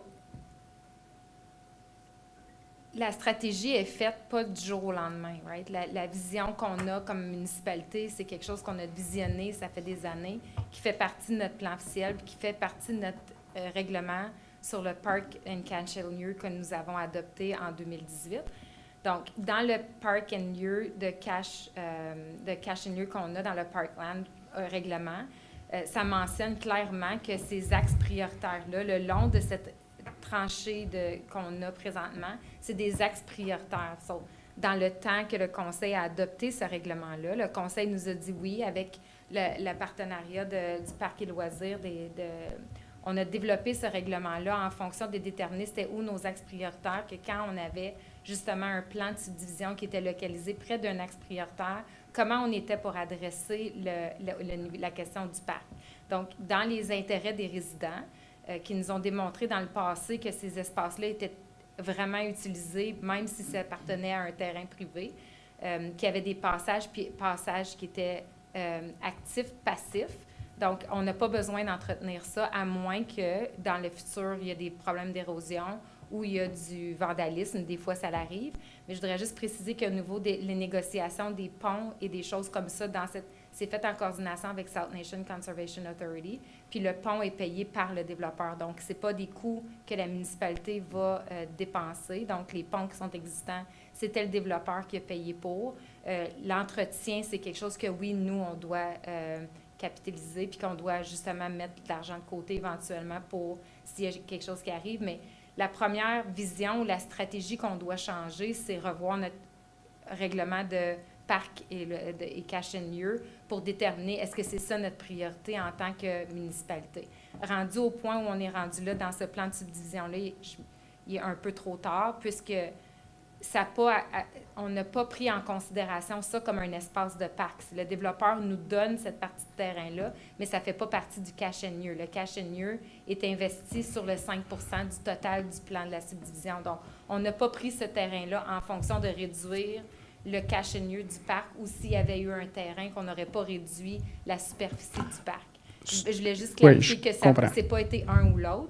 Sauf que dans notre règlement, ça dit qu'on peut réduire le montant ou réduire, parce que c'est un axe prioritaire, de 1/5 la grosseur du terrain qu'il nous donne. Donc, si c'est la vision que le conseil voudrait avoir, qu'on n'utilise pas ces terrains-là dans le futur comme étant des axes prioritaires, je pense que la première recommandation que le conseil devrait donner à l'administration, c'est de revoir ce règlement-là pour justement déterminer où le conseil veut qu'on focus nos prochains terrains de parc dans les prochaines subdivisions.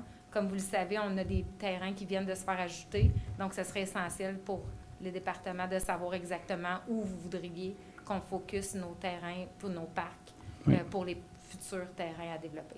Oui, je suis totalement d'accord. Merci pour la clarification. I'm just worried that we're looking at these parcels of land, and as you say, we didn't reduce the cash in lieu, but the developer here take responsibility. I don't want responsibility. And that's where I have a little bit of concern. And I know especially with the Bill 23, a lot has changed with that as well. I just want council to have a clear picture that by accepting this, we're accepting all the responsibility that comes with this corridor. Madame Guittard, tu voulais parler? Yeah, thank you, Mr. Mayor, members of council. So maybe if I can add to this, the East York area, Renoir-Rambra, was never designated as a recreation area. This was a man-made trail that at one point people started using, and it became a trail. And then we had erosion issues that started back in 2020. So now we have to address this because the land was left to the Township of Russell. So basically, it's under asset management, under Mr. Godin's department, and recreation has been supporting Mr. Godin in the last 3 years to get the repairs done, and we worked a partnership with South Nation so that the work been done accordingly. So I think the trail in the Rochon development is something really completely different than from East York, because this is a planned section that will become recreation. East York was like kind of inherited, if you want, by recreation, which is a lot different because now we have to repair damages that have been done because the trail was not properly done, not properly maintained in the last years. So now that's why we have to spend all that money with South Nation Conservation to put it back how it should be. So if I understand properly, so there are future costs associated with maintaining this trail. That is the intention. That's East York, yes. Yeah, that's definitely. just what I want to make sure is that Yep. council is aware Yep. that we are planning to add a trail which connects to the man-made one, correct? Yeah, so, I mean, which is a beautiful trail. I just want to make sure that council is aware. There are costs associated to this. Costs that means those funds aren't being invested elsewhere. So it'll become a budgetary Yeah. discussion at one point in time.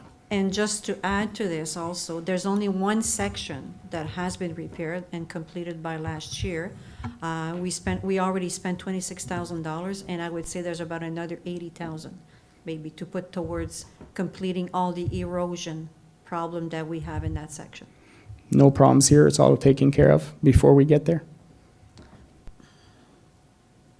So, juste pour renchérir, dans le fond, qu'est-ce que Mme Guittard mentionne, c'est qu'il y a une différence entre les deux. Dans la partie en arrière de Radisson, South Nation n'était pas en collaboration, c'était pas une condition du plan de lotissement. Donc là, on travaille avec eux justement pour voir s'il y a même une possibilité d'avoir la continuation de la piste. Donc, c'est une condition qu'on impose. Il y a des études qui doivent être faites pour démontrer que c'est faisable. Donc, c'est pas 100% certain. Tout dépendant de l'érosion, tout dépendant de la slope aussi. On ne sait pas de quel côté ça va aller. Donc, il y a du travail à faire, mais c'est tout le temps fait en collaboration avec South Nation pour éventuellement éviter les problèmes qu'on a eus en arrière de Radisson. Right. So if there are, after these studies, costs to be incurred, it'll be the developer that pays those costs. That's what, okay. Councillor Deacon? To my knowledge, there already are walking trails in that section. We're not talking about a new subdivision comes in and all of the sudden people are walking there. People are already walking there. The traffic flow will increase with Right. more residents in that area. So just to be Correct. clear, the trail is already there. But it's established. currently not the responsibility of the township. True. And But that's just what so I'm that we saying. understand where our starting point lies. Is we are accepting the responsibility of this trail. That's what I want council to confirm. Everybody understands we are accepting the costs associated with this trail. And I just had one more thing.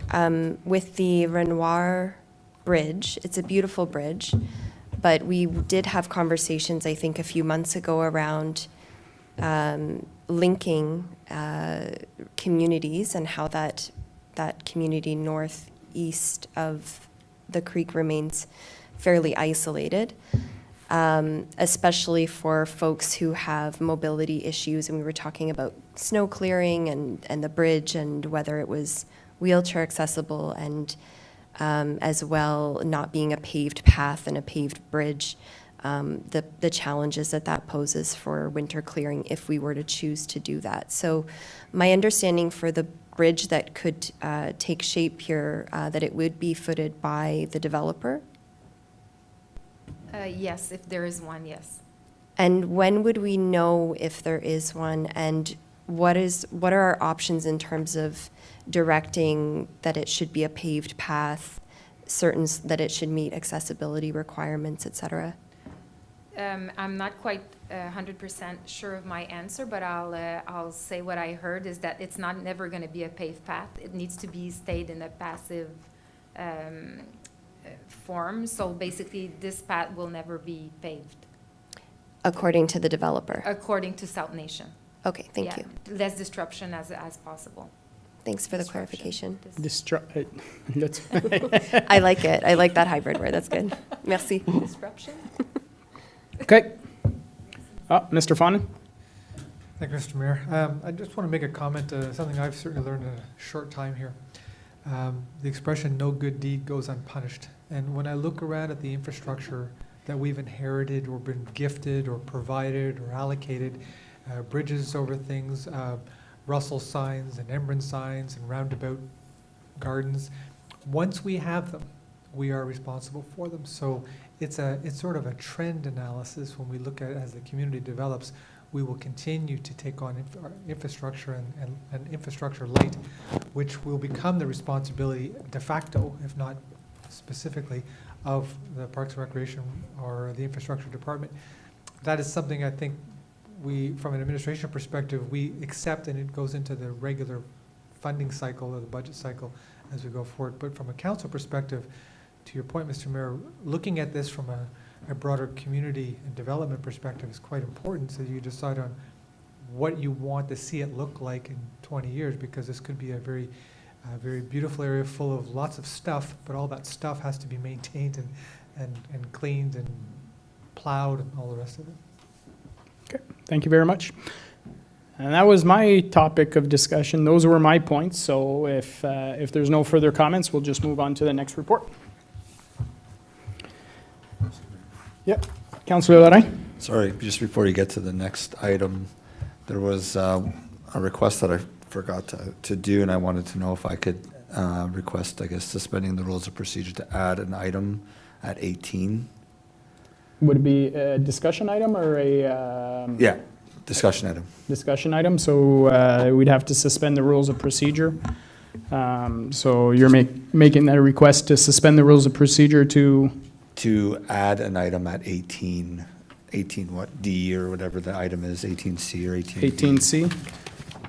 Okay, what's the item? It was a resident request for discussion about a crosswalk on Concession in Russell. And I apologize, I totally forgot about it when we were doing the agenda items earlier. Okay, so moved by Councilor Lorrain, suspend the rules of procedure, seconded by Councilor Tarnowski. Everybody okay to suspend the rules and add this item? Yeah, we have 3/4 majority, so we'll add 18C. Thank you very much. Not a problem. All right, so item C, règlement affectation d'une voie publique, rapport PD 26-2023, que le Conseil reçoive le rapport PD 26-2023 daté du 12 juin 2023 et approuve le règlement proposé dédiant les blocs 72 et 73 du plan de lotissement 50M 357 comme voie publique et que le règlement soit enregistré sur les titres. Questions, commentaires? Pretty standard stuff. Anything to add from the administration? Nope. Move on. Item D, Recreation Complex Construction Loan Application with Infrastructure Ontario, Report FS 17-2023. That council receive Report FS 17-2023 dated June 12, 2023, and adopt as presented a bylaw to authorize a loan application with Ontario Infrastructure for the Recreation Complex. Questions, comments, members of council? This is just a formality. Councillor Lorrain? Just one quick question. I know your answer is going to be, I can't answer this right now, but what type of interest rate would we be looking at right now for a loan? I don't care what the amount is, just any loan with Infrastructure Ontario at this point, knowing that that loan will come down the road, interest rates may change up or down, but if we're looking at today. Mr. Fawnin, Monsieur Godet? Merci, Monsieur le Maire. Bonsoir, Chairman du Conseil. I can give you the specific rates with IO today. It would be for a construction loan, which is what we're talking about now for the construction phase of the project. It's just over 5, so it's 5.03%. What we're doing here, we're just submitting the application. This is really just for IO to be a contender or a candidate for the construction loan. As we near the construction phase, we're going to be doing our research with local financial institutions as well. But yes, as of today, the construction loan rate for IO is 5%. Thank you. Any other questions or comments? Anything else to add, Monsieur Godet? Non, merci, Monsieur le Maire. OK, parfait. Item E, règlement prélevant du programme municipal de gestion des urgences, rapport PIC 01-2023, que le Conseil reçoive le rapport PIC 01-2023 daté du 12 juin 2023 et approuve, tel que recommandé dans ce rapport, le nouveau règlement proposé relativement au programme municipal de gestion des urgences. Questions, commentaires du Conseil? Questions, comments? Councillor Tarnowski? I'd just like to request, I don't know if it's worthwhile, but I would like to get a hard copy of that. I think we should all have one of those after reviewing it. Mr. Fawnin, Madame Bordeaux, on pourra imprimer ça pour avoir pour les membres du Conseil? Yes. OK, parfait. Councillor Deacon? Thanks. I did have one question on the Municipal Emergency Control Group responsibility, Section 5, page 9. You know, I was just wondering how that group makes decisions. And when I had asked administration, I got a few different scenarios. So I was just wondering, in an emergency situation, what is the best practice for making decisions at a table like that? And I was thinking that it would be important to have clarity about that before going into an emergency situation, rather than sorting that out at the table as it's happening. But just wondering from the expert's opinion, how does that work? Mr. Fawnin, Madame Bordeaux? Thank you, Mr. Mayor. So broadly speaking, the EM plan follows the incident command system. So it's a internationally recognized system, actually. So we've adopted it and adapted it slightly because of the size and the number of resources that we have to work with. But the short answer to the question is that it's the operations officer, in this case the Director of Public Safety and Bylaw Enforcement, who is the the chair of that group that is convened when there's an emergency, and that starts with a call tree. So that person, that operations officer, coordinator, convenes and coordinates the immediate response, and if necessary, if it's going to be a long-term issue, an event that's going to last more than a few hours, we'll start to look at requirements for an emergency operations center and the like. The role of the CAO in this case remains overall responsible for the corporation and the business continuity plan with regard to the administration of the corporation itself. And as the incident, if you want to call it, scales up in unfortunate circumstances, we start to scale out our requirements in that. Follow up? So at that table, who is making the ultimate call? It's the CAO? Well, I can Is it- tell you yeah. how I do it. I do a fair bit of emergency response outside of my day job. The chair of the committee, the director of bylaw enforcement, is the person who coordinates and makes the call on the tactical activity that occurs. So directing resources to respond as required. The CAO remains responsible for that coordination going forward. But the CAO is thinking about issues that are beyond the crisis management. They're thinking about the BCP and the continuation. So the CAO cannot do both activities. So that coordinator is appointed for that reason, to be able to manage the incident, and the CAO manages the corporation. I don't know if that helps in the answer. In regards to the declaration itself of the emergency, that falls upon me. Office of the Mayor decides. Obviously, in conversation with the control group, we would have a discussion, and then it's a round table, and then we proceed, but I'm the one who has to make that call. Madame Bordeaux? Yes. I just want to add that usually, most times it's a consensus, and generally the members of the Municipal Emergency Control Group are subject matter experts, so everybody leads in each their division. So at the end of the day, the overall result is a collaboration of the members, and of course there's some players that are not municipal employees. So at the end of the day, the CAO, myself, and the mayor sit on the committee, and we judge the best outcome for our municipality. But usually it's, from my experience, it's a consensus, and every expert deals with their own expertise, and there has never been any issues with final decisions at the table.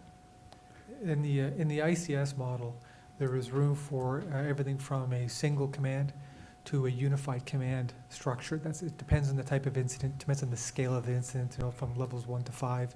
In my limited time here, I've never seen an incident that hasn't been resolved by successful consensus. In the absence, possibly, in a moment of consensus, either the director or the CAO is prepared to make a very specific decision so that things keep moving forward. Good. Any other questions? Quelque chose d'autre à ajouter, Madame Bourdon? No, you will see presently the plan as the old bylaw. So in the plan that I will forward you, the proposed updated bylaw will be inserted inside instead of the old one. Perfect. Thank you very much. Next item, item F, noise bylaw exception request for Summerfest, June 15th to the 18th, 2023. Report PIC 05, 2023. The council received report PIC 05, 2023, dated June 12, 2023, and approve as recommended in this report the noise exemption request submitted by the Association des loisirs communautaires d'Ambrun from 11 p.m. to 1 a.m. on Friday, June 16, 2023, into Saturday, June 17, 2023, and from 11 p.m. to 1 a.m. on Saturday, June 17, 2023, into Sunday, June 18, 2023, to accommodate outside music events. Questions, comments, members of council? This is an event that happens pretty much every year. We haven't had any problems in recent years, Madame Bourdon? No, there hasn't been much activity since COVID, but no, we haven't had any issues. Okay. It's not Le Caribou? No. Okay. If there's nothing to add, we'll go on to the next item, item G. Demande d'exemption du règlement sur le bruit, Fête du Canada du 30 juin au 1er juillet 2023, rapport PIC 06-2023, que le Conseil reçoive le rapport PIC 06-2023, daté du 12 juin 2023, et approuve, tel que recommandé dans ce rapport, la demande d'exemption de bruit soumise par le Russell Agricultural Society de 23h à minuit le vendredi 30 juin 2023 au samedi 01 juillet 2023 pour accommoder des événements musicaux extérieurs. Pretty standard stuff. Anything to add? Questions, comments? We're good? We're good. Move on to the next item. Renewal of the Arena Canteen Lease, PR 09-2023. The council receives report PR 09-2023 dated June 12, 2023, and approve the request to increase the monthly rent by $50 on a yearly basis, 2023-2024 at $200, 2024-2025 at $250 of the canteens at the Emblem and Russell Arenas. 2, to renew the lease agreement of our current tenants, Mr. Paul Carpentier from Hot Potato and Mr. Ron Landry from Fry Me to the Moon until April 30th, 2025. Questions, comments, members of council? Anything to add from the administration? Thank you, Mr. Mayor, members of council. No, except for that we've been well-served by those two operators, and it's everybody's desire to go on with the business, so we would welcome council to approve the renewal of both canteens.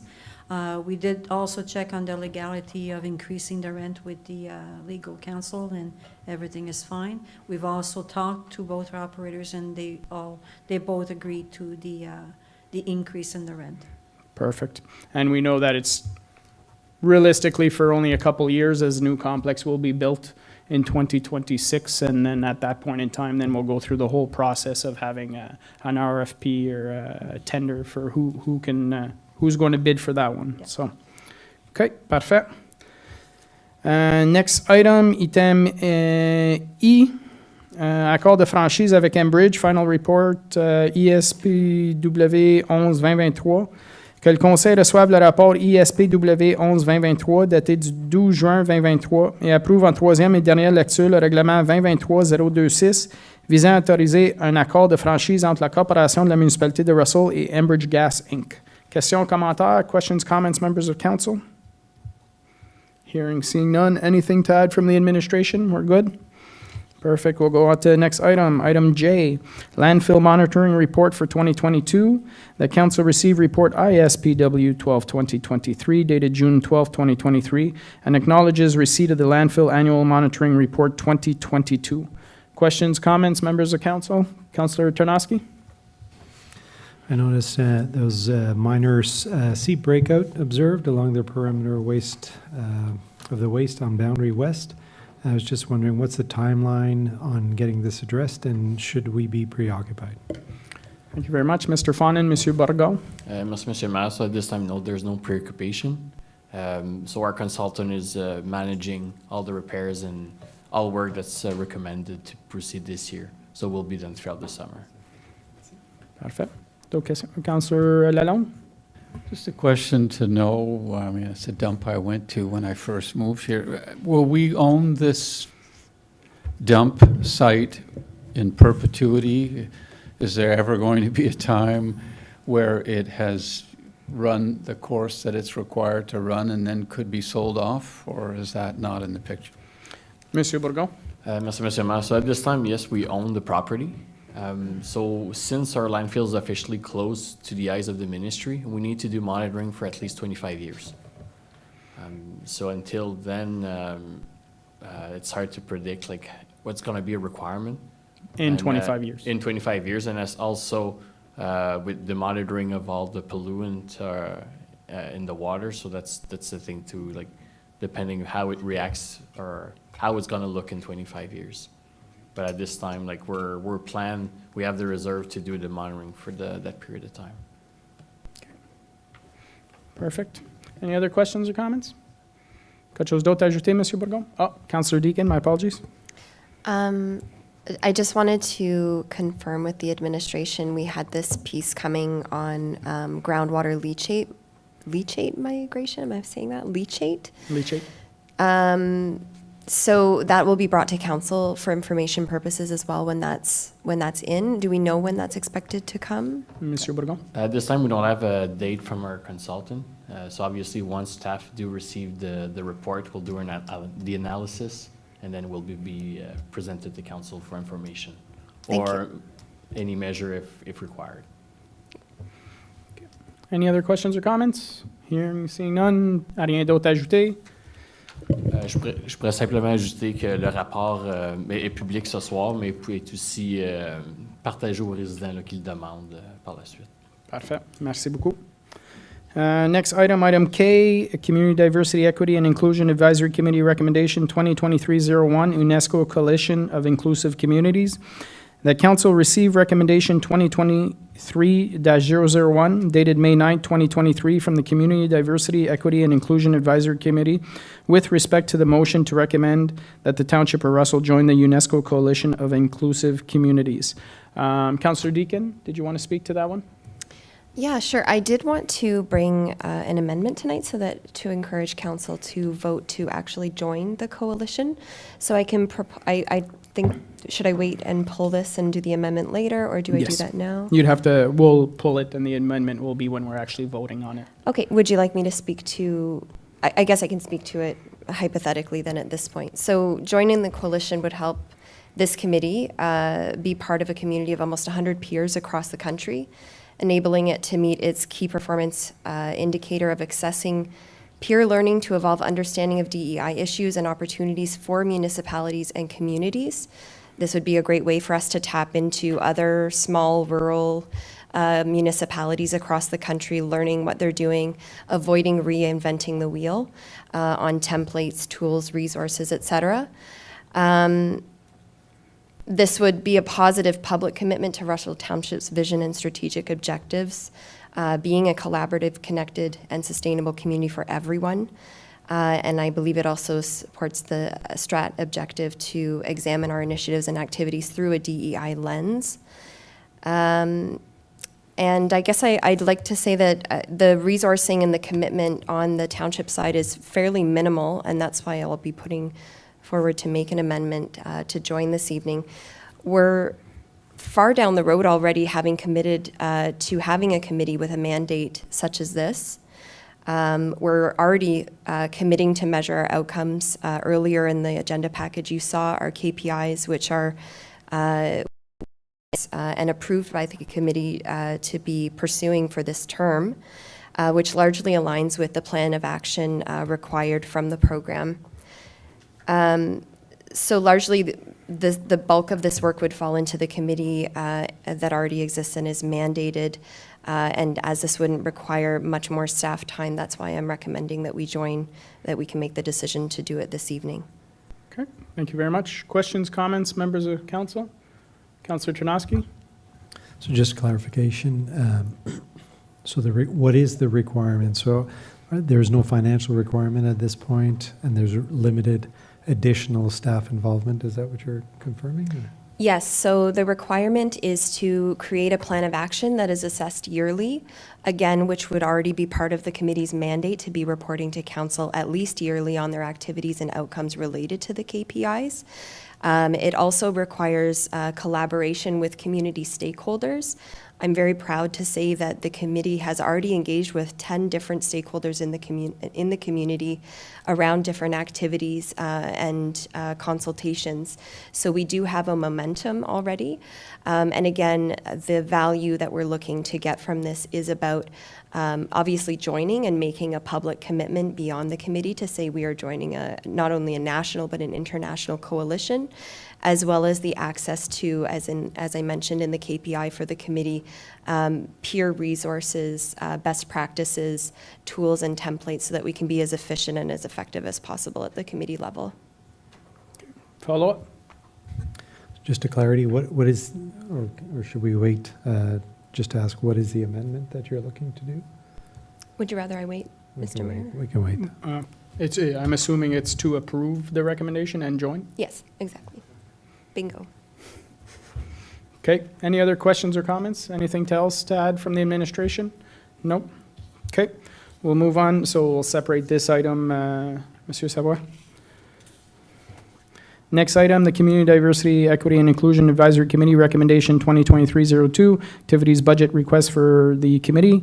Council received Recommendation 2023-002 dated May 9, 2023, from the Community Diversity, Equity, and Inclusion Advisory Committee with respect to the Activities Budget Request for the CDEIA Committee. Councillor Deakin, did you want to speak to this one? No comment. Nope. Okay. With that, any questions or comments on it? Councillor Larrain? So for this one, we're just accepting the, We're receiving the recommendation. we're receiving the request, Yeah, and that's it. and that's it. That's it. Okay, and how would that get to council then for the 2024 budget? So Like, that, are we actioning, like, or is the committee asking us to direct staff to put it into the budget? Is that what we're accepting? Or are we just accepting the fact that they gave us a, so at this point in time, the way it's worded, we're just receiving their recommendation. There's no action. That being said, it would be part of the request coming at budget time. Is that correct, Monsieur Godet? Yeah, that's correct, Mr. Mayor. So as a general practice, every budget session, we bring forward all the requests from the public and also the public committees as well. So So that we would be bringing this back to council for consideration during the budget sessions. okay, thank you. Okay, any other questions? Anything else to add?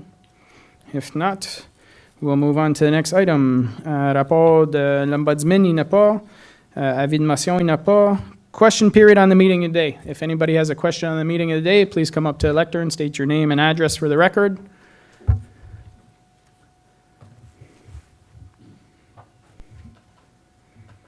Good evening, Tony Bass, 760 Route 200 Russell. I got two little things I'm wondering about.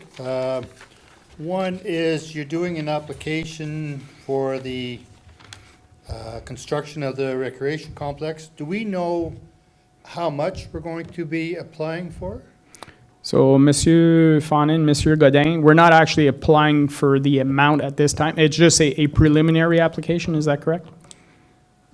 That's correct, Mr. Mayor. So it's an application for the construction loan. So we are putting an amount in the application.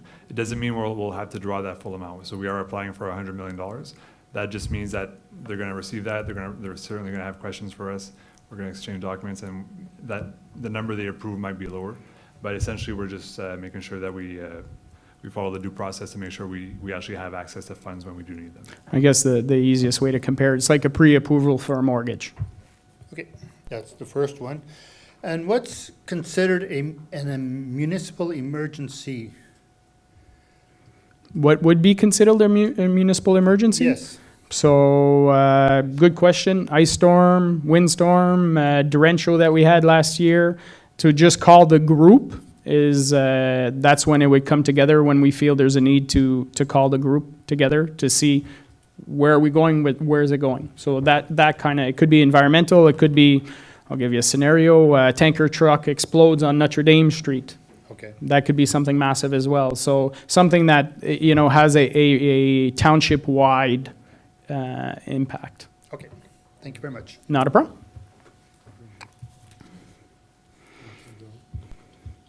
Next item, resolutions. A motion that council approve all recommendations listed on the agenda under item 11, reports from department council committees. So I need a mover and a seconder to put that on the floor. Yeah, we'll have to make an amendment. Moved by Councillor Lorrain, seconded by Councillor Deakin. Now we need an amendment to remove items, what was it, A and K. Need a mover and seconder to remove A and K. Moved by Councillor Lalonde, seconded by Councillor Tarnowski. Everybody in favor of removing those two items, A and K? We're good? Okay, we'll vote on everything except A and K. All those in favor? Opposed? Carried. Now we go back to item A, which was the co-working space option. The council received report EcoDev 03-2023 dated June 12, 2023, and direct the administration to proceed with the preparation of a business plan, including financing requirements relating to the establishment of a pop-up co-working center. Need a mover and a seconder put on the floor. Moved by Councillor Tarnowski, seconded by Councillor Deakin. Questions, comments, amendments? Now's the time to have further discussion. Councillor Tarnowski and then Councillor Deakin. I'm not prepared to move ahead with this, so I think it's something, and I agree with Councillor Deacon's kind of, and Councillor Lalonde's perspective, where I think there needs to be more work that comes with that, and I like the partnership piece. Having been on the library board for many years and also knowing about the library project here in Embrun, I think that there's opportunities there for some community space that could work with this. The other aspect why I would be voting against as it's presented now, I mean, we just underwent 3 years of COVID that had really changed the landscape, and I don't think that certainly the report that was presented today, to me, doesn't feel like we fully understand what that landscape looks like now. So I'm not ready to move ahead with anything, spending any more money on this at this point. Okay, thank you. Councillor Deacon? I would want to propose an amendment, I suppose, directing the administration to proceed with the preparation of a business plan. Business plans can be heavily financial, they can be heavily model-based. I would prefer to see one that is model-based.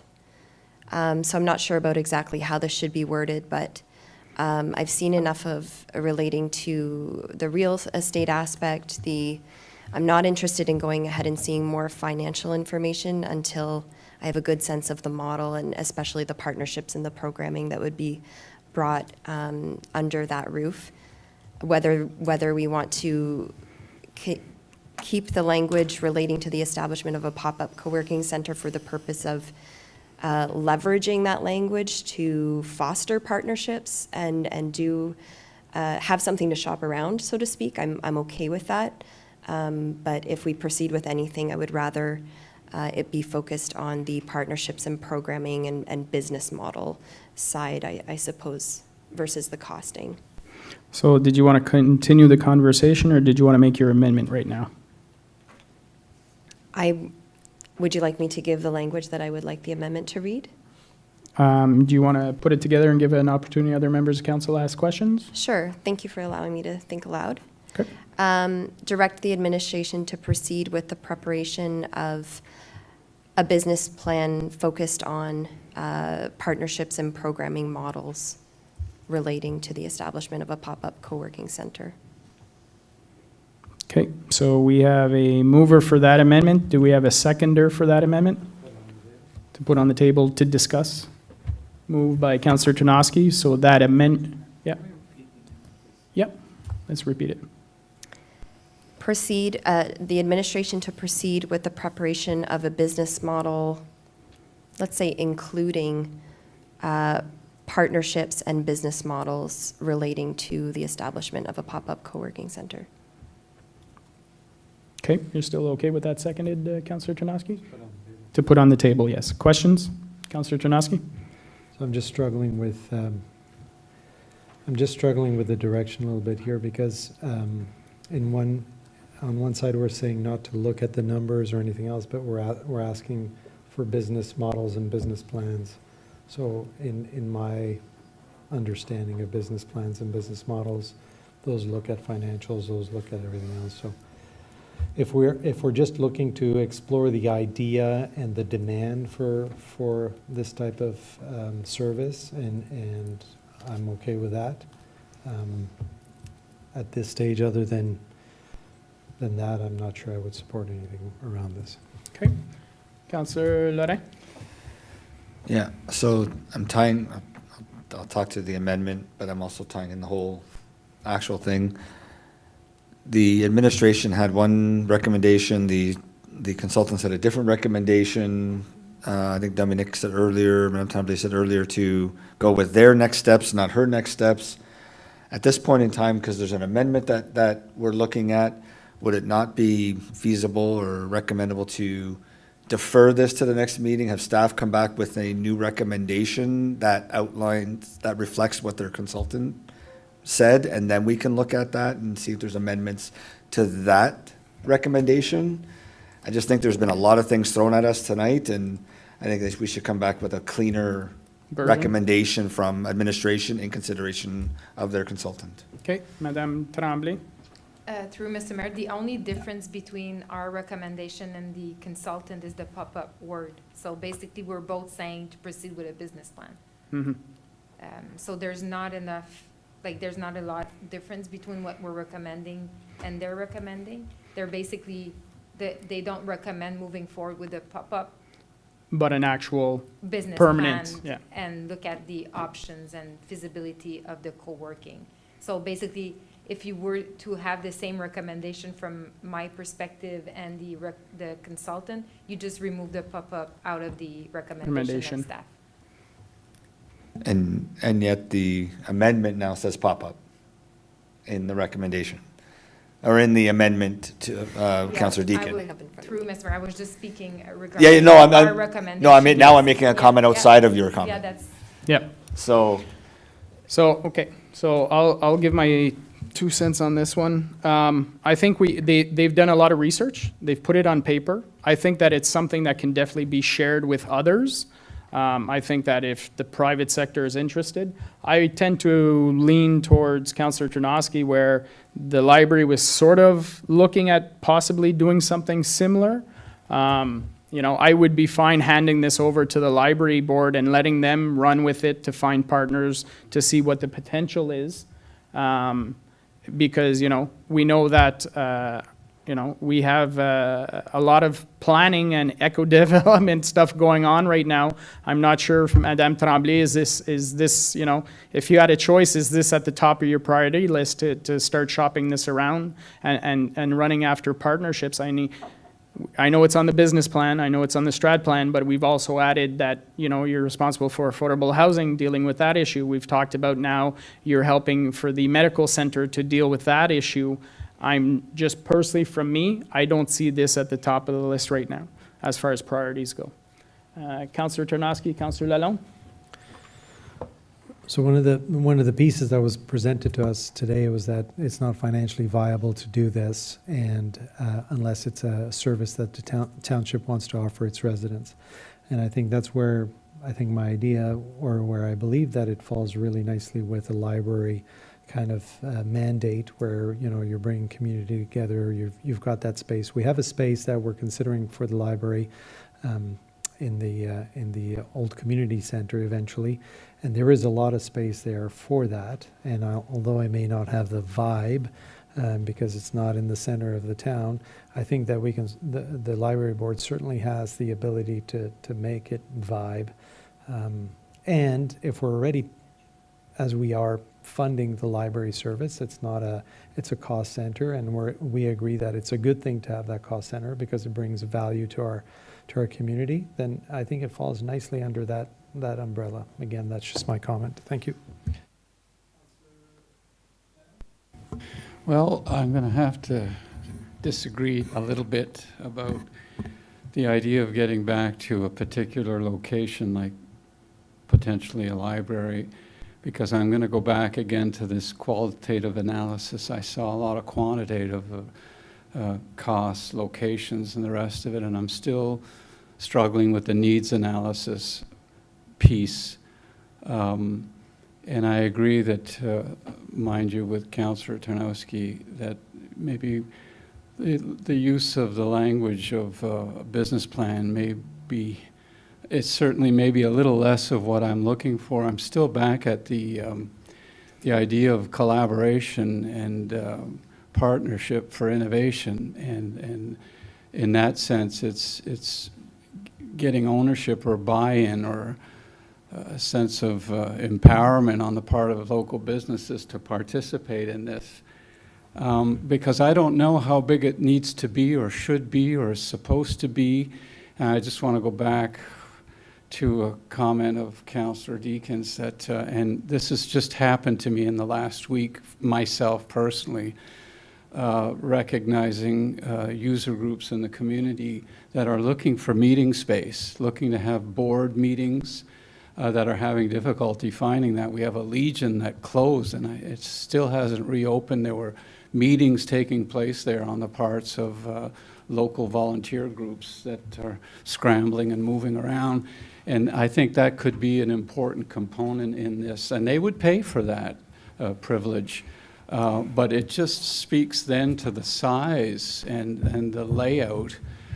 But first, it speaks to the needs, and I would like to see the amendment, and I would like to see the amendment focused more on that needs analysis and with emphasis on, what kind of collaboration or contribution could we expect or might be there to leverage here before we get into real estate spaces and reusing spaces or repurposing spaces. Thank you.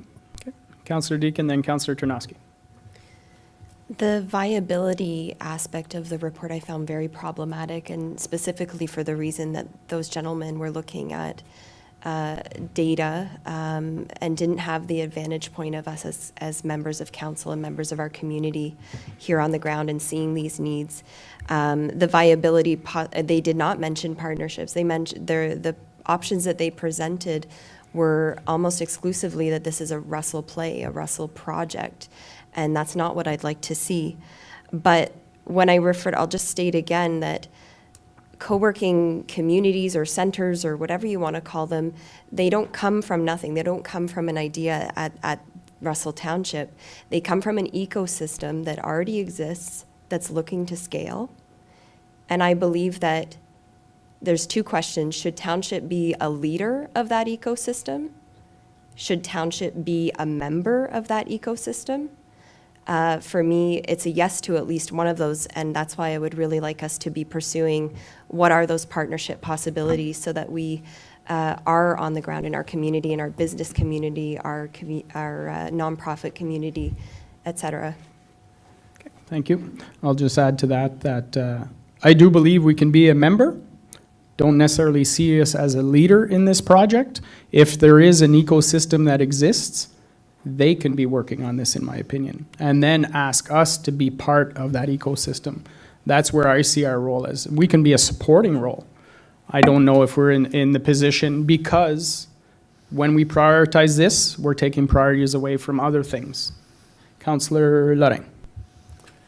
Yeah, so during these discussions, I don't know who this question goes to, whether it's staff or Councillor Deakin, who has extreme experience in this area, and I don't, so I'm asking the question. Are there other examples of municipal involvement in these ecosystems that are being discussed?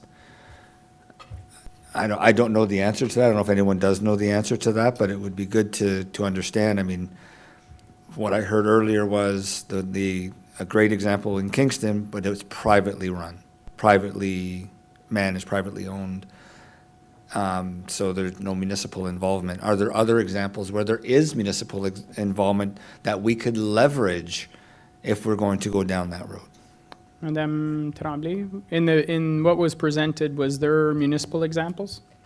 Not that I'm aware of. So the ones that I know are privately owned and privately run. Okay. Councillor Deakin, examples? Bayview Yards in West Ottawa has multiple levels of government participation, the province as well as the city.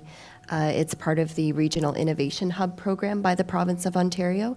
In our region, the player would be, and I always mix up their acronym, Société Développement Communautaire, Prescott Russell? SDCPR. Merci, yes. So they would be, again, when I was referring to county partners, they're not in part of this regional innovation hub program. That's for larger municipalities.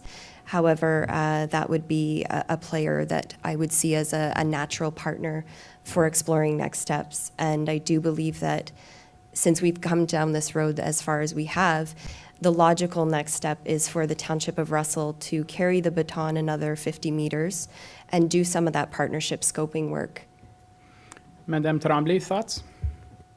Yeah, just to be fair to those two gentlemen, we did spend a lot of days and hours with them, so they know a bit the type of partnership that we've been looking for, and they met with business owner, and they did a lot of work in conjunction with the EcoDev staff. So like I've mentioned, we had that discussion with the Russell Med, and we also had discussion with other property owners to see if there was interest. So just to be fair, they know a bit the context and the community involvement, and that's where the community part came out of it. And we also talked with France at the library. We shared them the proposed plans of the facility, and all the evaluation was done through discussion with staff. So, and I do agree, and we had that discussion back in 2018 with La Société de Développement Économique de Prescott-Russell. So they would be a partner, but a facility that would be completely 100% municipally owned.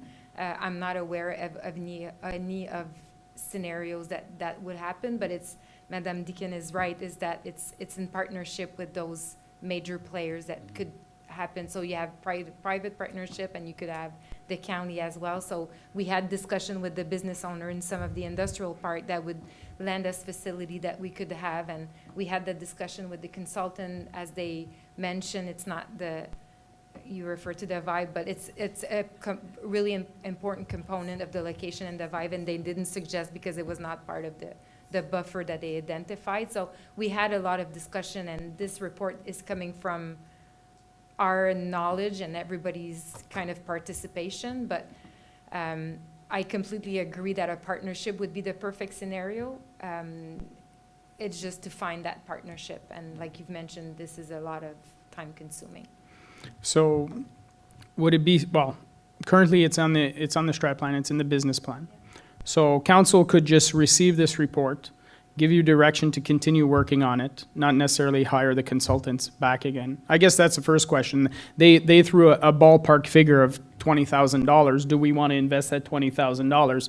It doesn't seem like I get consensus around the table that we want to invest the $20,000. Can you reach out to organizations, provide them this information, say, you know, the Township of Russell is open to potential partnerships for this kind of information, and see what kind of, we're going fishing basically.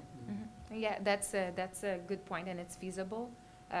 The other suggestion that I could make is to have some sort of a working committee that could work together and come up with some kind of expertise, or we've done that in the past, so this is something as well that we could not maybe lean all on the EcoDev, but have some key players that could be involved in looking into partnerships. And we have the information, so I think our job is kind of the main focus of the exercise is done. So what was identified in the strategy plan, is there a need? So if we decide that there's a need, or that we want to move forward and try to find partnership and see if this could work, I think it's a good scenario that we could come up with key players that could help us and find the partnerships. Councillor Deacon? I think that that's a scenario that I would like to see in terms of being able to address this in the strategic plan, is that if we're going to do that, if we're going to address it this term, I do feel that the time is now for us to move ahead and take one more stab at it, to be able to say that it's been properly explored. And I'd like to hear from the administration if there's a sense, the group that was around the table in 2018, 2019, there were different players that I think the administration was talking with at that point. Is that a group that you feel would still have interest, or others, in doing such committee work to scope out those potential partnerships and alleviate some of the burden on the administration? Mr. Fawnin, Madame Tremblay? So I've never been in contact with them since then, but it's possible to reach again and see if this would be possible. My main focus is that, as you mentioned, is this something that we want to put on the priority list or keep working on? And I'm fine keeping working on with getting some help from key players in the municipality that would help us getting this moving forward, if that's council's wish. So I guess the first question to clarify from Councillor Deacon, from your comments, are you looking to spend money on this? With the, like, are you looking to hire the consultants and continue down that path, or are you okay with the administration just taking the baton and doing what it can throughout our mandate? I would not invest more money in a business plan at this time, especially from folks that are not in the position of being in the community and doing that on-the-ground partnership community building work that would be required of this next step. I do believe that we should be looking for interest in the community to suss out potential partnerships and I would see that as the natural next step, not putting more financial or any sort of resource burden on the eco-dev team quite the opposite in terms of accessing support. I also think that partnership building does take a team, and that it would be a great idea for folks in the community to be working with and supporting Township as it can be a little bit more agile on the ground, community member to community member. Does that answer your question? In part. In part, I guess from the administration, how would you see this playing out, Mr. Fonan? Thank you, Mr. Mayor. My only concern in listening to the dialogue, from an administration resource allocation perspective, I would feel more comfortable if we at least received endorsement for the concept from council, that council supports the concept of creating a co-working capacity in this township. Thence from there, it becomes the mechanics of developing better understanding of the different models, the options, subsequently, obviously, a costing. But I'm just a little concerned right now from a resource allocation perspective that that the endorsement might not be there. So if I just put that on the table to council to consider in providing that direction to us. Okay. Questions, comments on those thoughts? Councillor Tarnowski?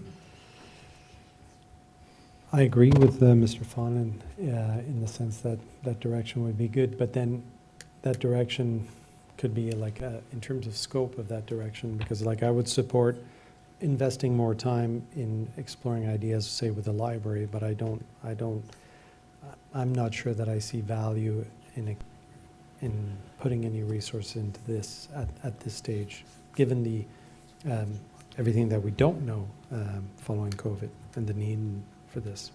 I mean. Okay. Councillor Deakin? I believe that the concept was already endorsed with our strategic plan last fall, where we made a commitment to explore co-working. So I disagree with Mr. Fonan that we need an endorsement from council again. So I think we've realized that commitment on the strategic plan. We have explored that possibility, and it is now at the table, and we have information. So now do we want to continue exploring that possibility based on the information we currently have? Or do we want to continue moving, or do we put an end to it? Councillor Lorrain? Well, based on the comment that you made a few minutes ago regarding just providing a direction to staff to continue exploring it on their side, based on the strategic plan initiative, and not putting any more money into it and having them come back to us with whether it's a committee or whether it's another report, then great. But I don't think throwing additional funds at this is feasible at this point in time. So my suggestion, I guess, would be, because there's an amendment on the table right now that we need to do, do we ask that the amendment be withdrawn, and then we make an amendment to alter the current recommendation to just accept the report and give a direction, like you mentioned. Because I think at this point we're just continuing on with the discussion, and I don't see it's going anywhere right now. Okay. So we do have an amendment on the table. Do you want to, we have a mover and a seconder. So it is on the table. We either vote on it or there's a request to remove that amendment and we continue the discussion. Councillor Deakin? I'd like to ask if the clerk could read the amendment. Yeah. That's on the table. The amendment, yeah, Monsieur Savoy? The motion to direct the administration to proceed with the preparation of a business plan, including partnerships and business models relating to the establishment of a pop-up co-working center. Okay. Councillor Deakin? I'd be happy, given the discussion of the last 10 minutes, to either modify or withdraw and propose a new amendment relating to committee work being struck to look at potential partnerships. I believe that if that step is taken and we go fishing and nobody bites, then I believe that our commitment in the strategic plan to exploring co-working will have been met.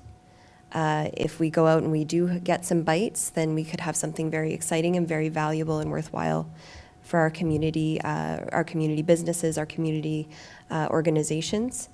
And again, I would like to see Township either a partner in it or a leader of a partnership if those bites do take shape. Okay. So I wanted to ask, do I withdraw and propose a different amendment, or? Well, if you withdraw the amendment, the seconder has to agree to the withdrawal, because it's right now it's owned by it's owned by council as a whole. So. And I would just be, So like, you can't amend an amendment, I would be withdrawing and proposing something else? I would suggest that's probably the easiest way to do it, is to remove it and then make an amendment and see where it goes from there. Okay, I will withdraw that amendment. Does the seconder agree to withdraw the amendment? Everybody in favor to withdraw the amendment? Okay, so the amendment is withdrawn. If you'd like to propose a new amendment? This is where I could really use help with the wording, because especially relating to committee work and the ins and outs of that, I would like to propose an amendment to direct administration to explore partnerships in collaboration with community members for a co-working space. So here, I will make a suggestion. Please do. Go ahead. So this is item A. Let me just bring it back up here. So the current motion is that council receive report EcoDev 03-2023 dated June 12, 2023, and direct the administration to proceed with the preparation of a business plan, including financing requirements relating to the establishment of POCA Working Center.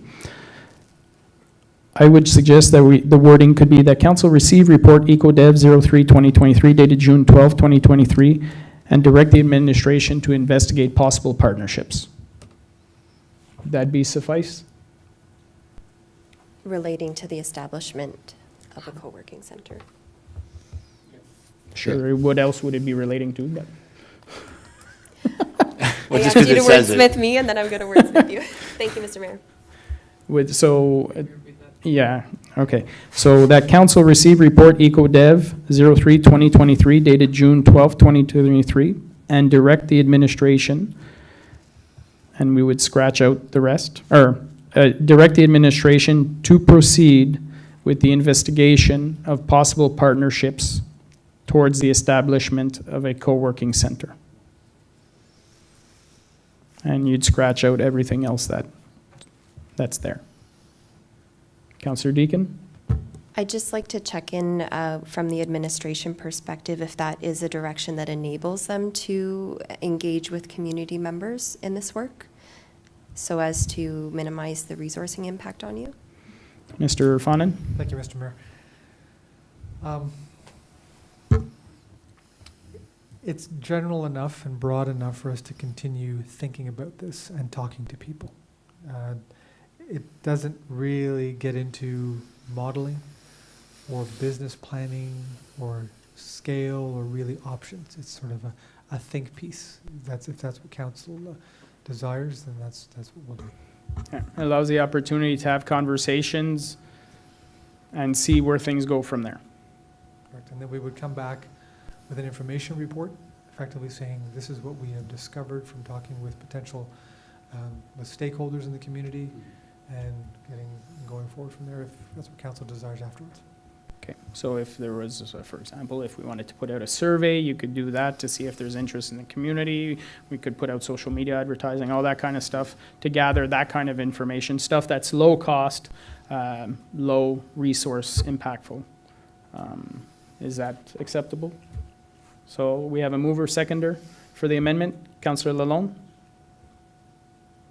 Yes, and then we'll, questions? Yes. No, questions in regards to the amendment? Anybody?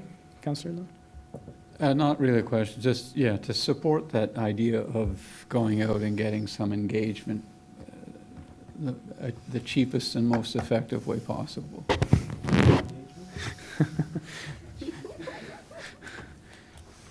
Parfait. Anything to add from the administration on that amendment? Okay. So any other questions or comments? So we have an amendment on the floor. I'll call for the vote. All those in favor of the amendment? Okay, anything else to add to the conversation? All those in favor as amended? Passed. Thank you. Now we're going to, oh, we had a separate one. Which one was it? K. Okay, I think. K, the council received recommendation 2023-01 dated May 9, 2023 from the Community Diversity, Equity, and Inclusion Advisory Committee with respect to the motion to recommend Township of Russell join the UNESCO Coalition of Inclusive Communities. Need a mover and a seconder to put on the floor. Moved by Councillor Lalonde, seconded by Councillor Lorrain. Questions, comments? Amendments, anything? Yeah, Councillor Deacon. I was hoping somebody else would make the amendment for me as I butcher these things tonight. I would propose an amendment that council receive the recommendation dated May 9th from the with respect to the motion and join the UNESCO Coalition of Inclusive Communities, or direct the administration to. So we need a hand on this Please. one? Okay.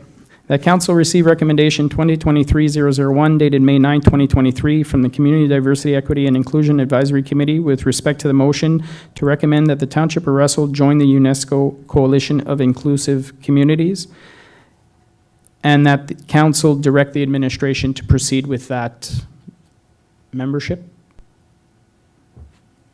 Yeah, I guess that's it. Thank you.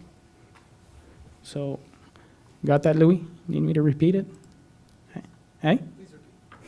At the end, and that council direct the administration to proceed with the membership application.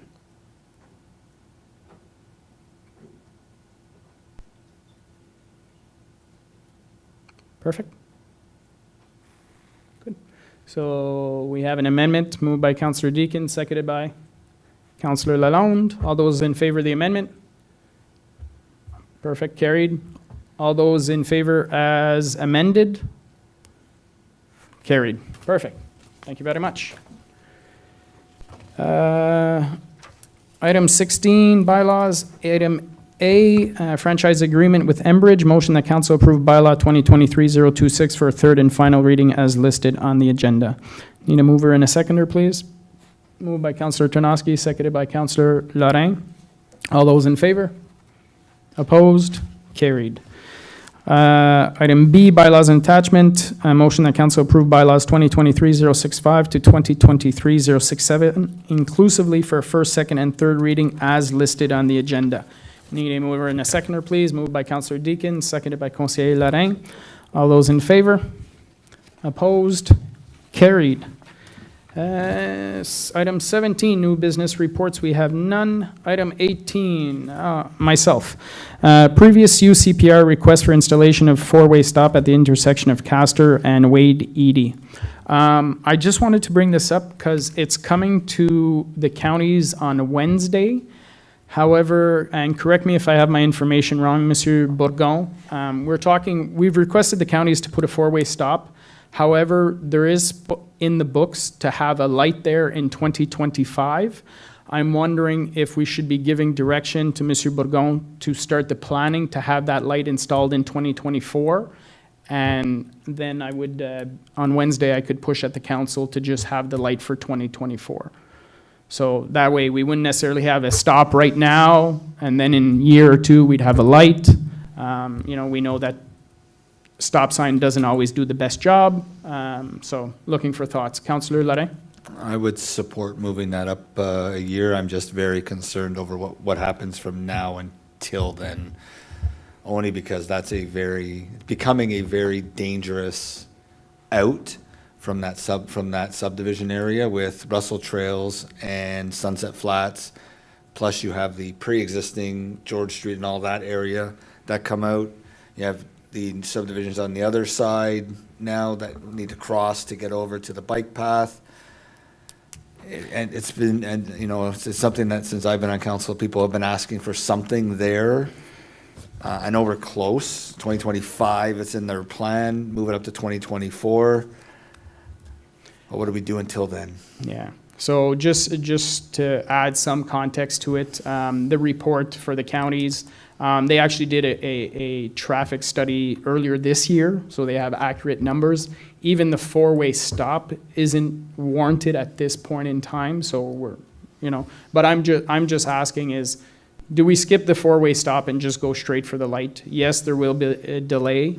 You know, have there been accidents? There have been accidents at every possible corner. However, you know, the four-way stop will considerably slow down traffic on Castor Street. We might see a lot of queuing because of the four-way stop. So I'm just raising it. If council wants to push for the four-way stop, that's what I'll do at the county level, but I'm just offering that compromise. So, Councillor Deacon? I was just wondering if we could check in with the administration around if we were to pursue which one of those options would lead to better safety for residents. I know it's kind of splitting hairs a little bit.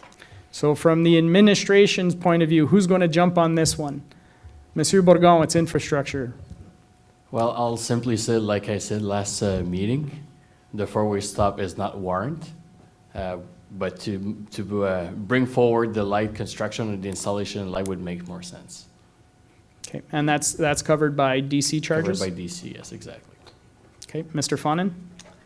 Thank you, Mr. Mayor. And for the minutes, I respectfully disagree with the recommendations and would be advocating for a roundabout.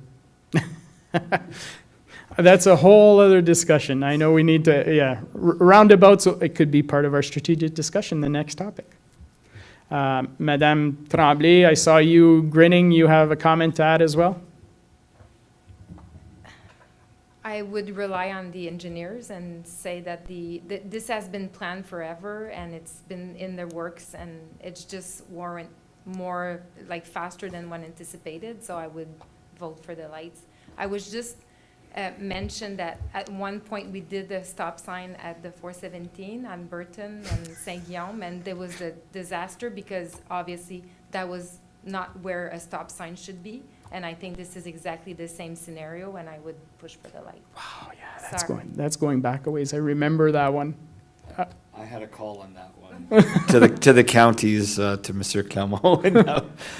Yeah, time to remove it. That sign came down pretty quick. All right. Councillor Lalonde, then Councillor Deacon. I think, you know, we're looking at a compromise here, and I think if we could get this sooner rather than later and get the right thing in, which would be the lights, and according to Monsieur Bourgon and Madame Tremblay, and even yourself, Mr. Mayor, that I think it would be the right and reasonable thing to do is to try and get those lights sooner. And I agree with the stop sign issue. It may not make things easier. It could actually make them more difficult. So if we can get the light sooner, and since it's on the radar screen already, I would support that. Okay, thank you very much. So, Councillor Lorrain?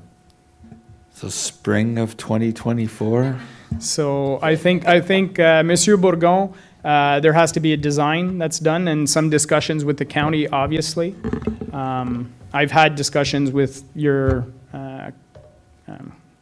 colleague at the county level, same level, and he's fine with this approach as well. So what would you need from council? From direction at this point to start the design is fine, but that's not in the budget, so you'll need to bring something back just for budget's sake? Yeah, exactly. So in direction from council, so I can bring back a report to have this item in the budget and to start working on it. Councillor Lorrain? And funds coming out of DCs, so really no effect to the budget amount itself, just where you're going to take the money from a reserve perspective. Yeah. Fine, yep. So everybody's okay with that direction? So, okay, so at the county level on Wednesday, I'll bring it up that council had this discussion, and instead of a four-way stop, we've asked that we move forward with the light. I don't anticipate any problems since it's DCs that are paying for it. There will be no impact on taxation at the county level, so I think that'll probably be the way to go. So, thank you very much for that item. Next item, myself, strategic discussion. Oh, sorry.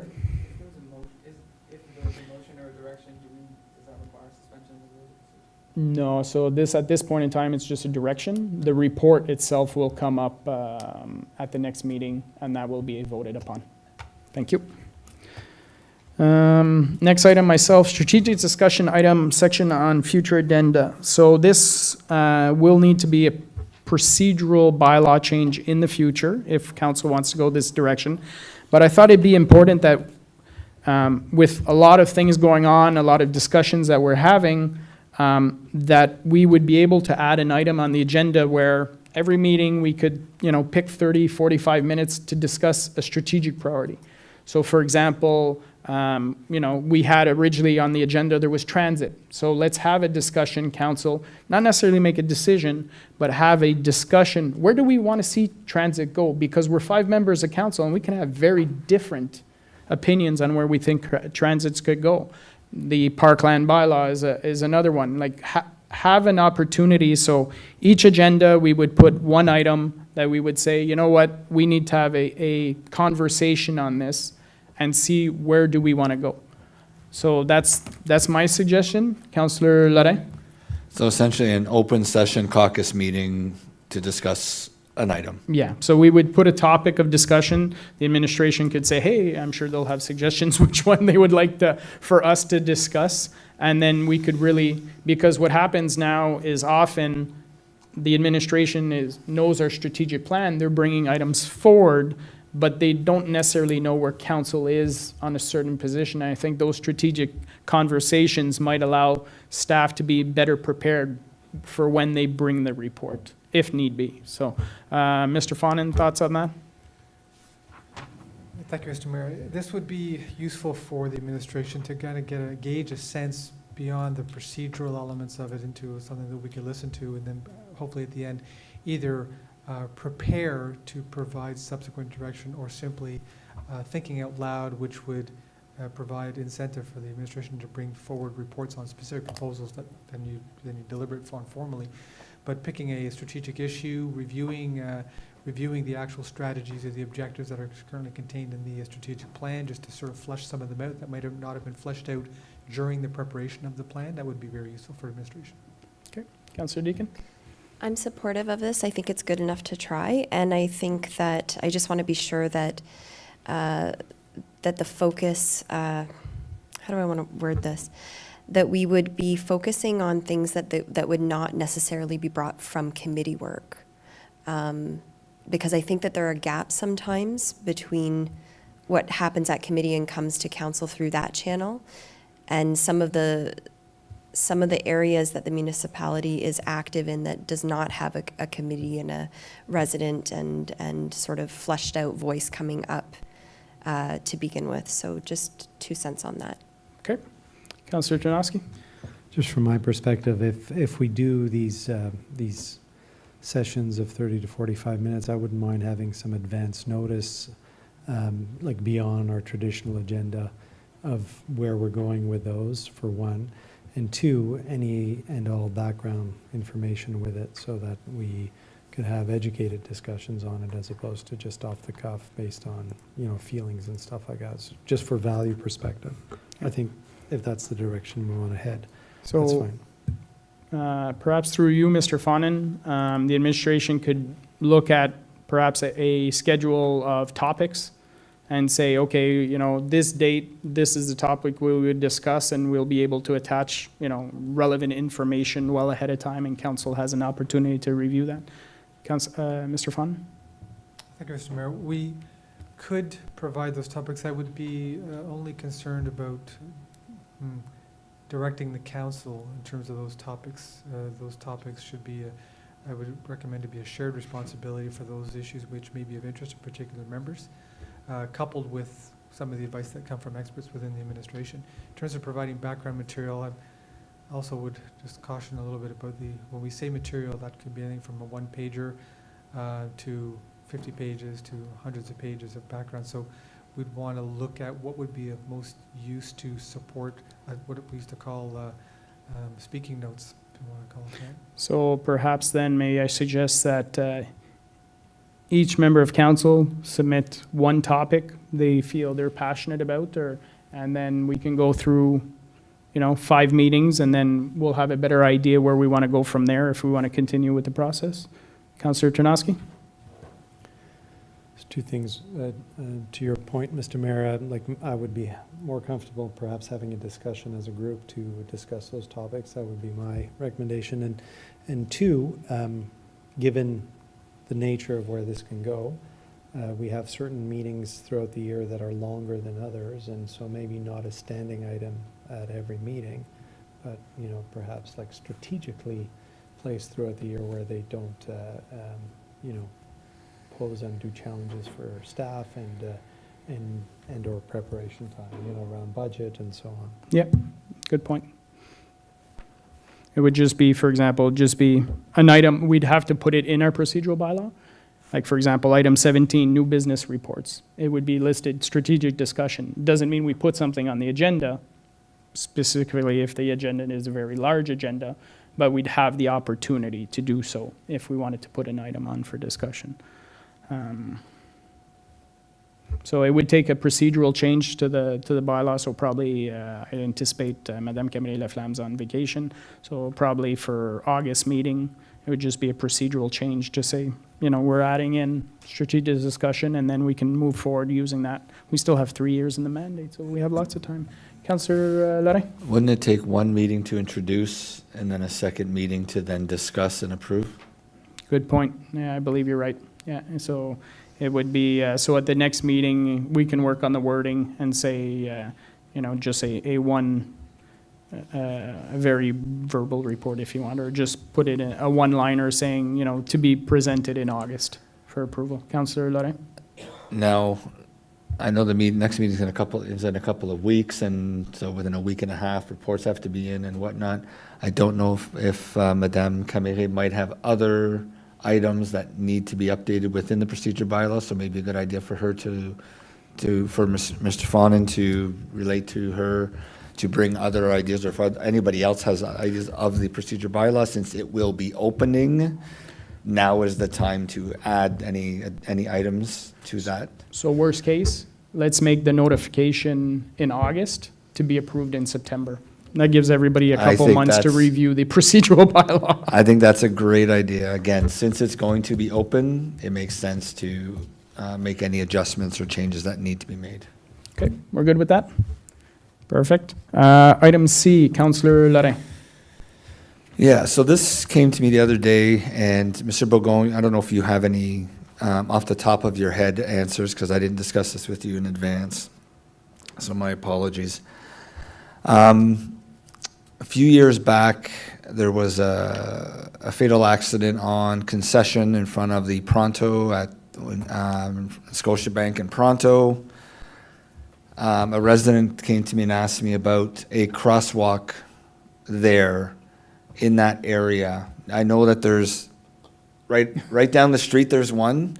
However, people coming around that corner are coming really fast, or they're coming really fast through. And people that are trying to get to the post office, because the parking is very minimal at the back, they're parking across the street, getting across to the Scotiabank, back and forth. Kids, soccer time, they're walking from the other side to come across. So the request was, and to Mr. Bourgon, when they did the assessment of all the areas for crosswalks in the township, was that area looked at all? And if not, is that something that council would want to look at from a safety perspective, to put a crosswalk maybe somewhere by where the McEwen is, or right where the Scotiabank is, for public safety crossing the road?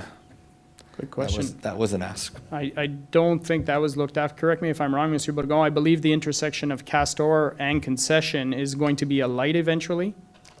Yeah, so both intersection will be Craig Concession and Castor will be signalized. So we're going to have two sets of light. Two sets of lights, so it makes it really close. Do you have any idea when those are looking to be put in? It will be, the county are looking for the design team at this time. So it's within the next So couple years. within a year or two, at the 2 years maximum. Cut. I'll relay that information. Thank you. Thank you. Any other questions, comments on that one? Nope. All right, move on to the next item, public consultations. We have none. Item 20, announcements. I believe Councillor Lalonde had one. Thank you, Mr. Mayor. Since we're not meeting again till, what is it, the 26th? Brings up the issue of the Russell 125 anniversary kickoff, the 125th anniversary of the Village of Russell. So on that very day, that very day is the 23rd, and at 7 p.m. at Keith Boyd Museum, there's going to be a birthday party celebration. So I just want to extend an invitation to staff, counselors, you come out at 7 p.m. There's some neat stuff being planned, aside of a cake and soft drinks and the rest of it, which will all be free.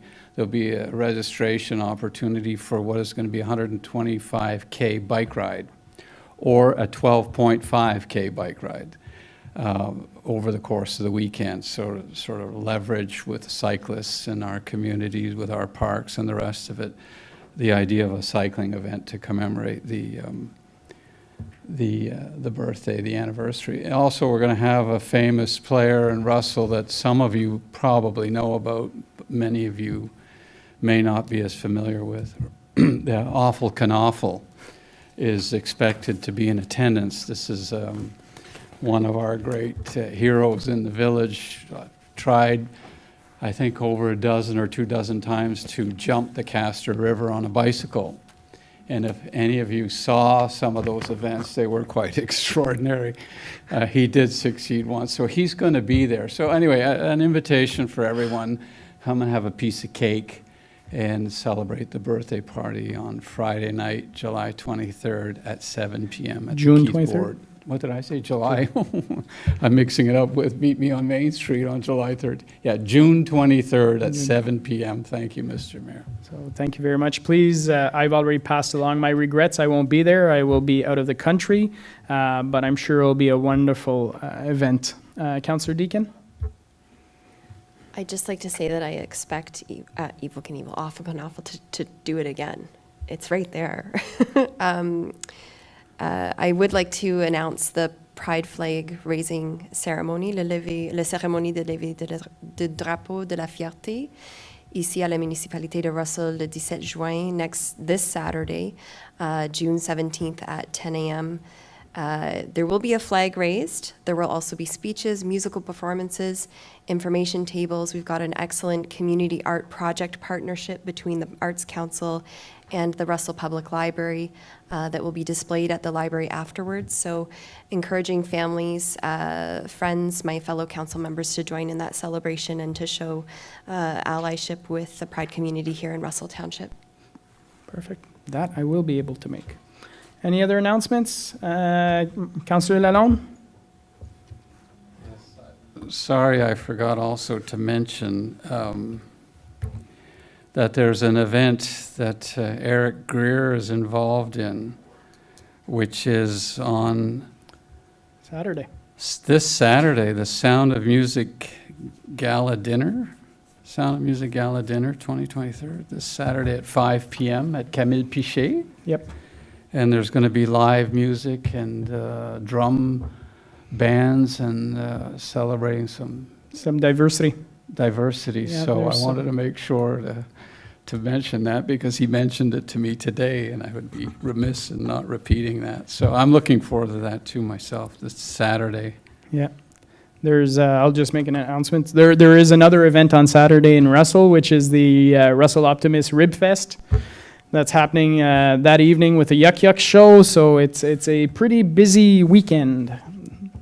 Yeah, so with that, and for the Sound of Gala, Club Optimist, I believe tickets are, for Club Optimist, I think today was the limit, but I think Gala, they'll have them at the door as well, so I encourage everybody to have a look. You can visit their Facebook pages and get some information. With that, any more announcements? We'll move on. Moving into closed session. So motion to move in closed session at the hour of 8:57 p.m. to address matters pertaining to Section 239 in the Municipal Act 2001, SO 2001, Chapter 25. Consider matters relating to 1. Identifiable individual verbal report. Section 2B. Personal matters about an identifiable individual, including municipal or local board employees. Need a mover and a seconder, please. Moved by Councillor Lorrain, seconded by Councillor Lalonde. All those in favor? Opposed? Carried. We are now going into closed session.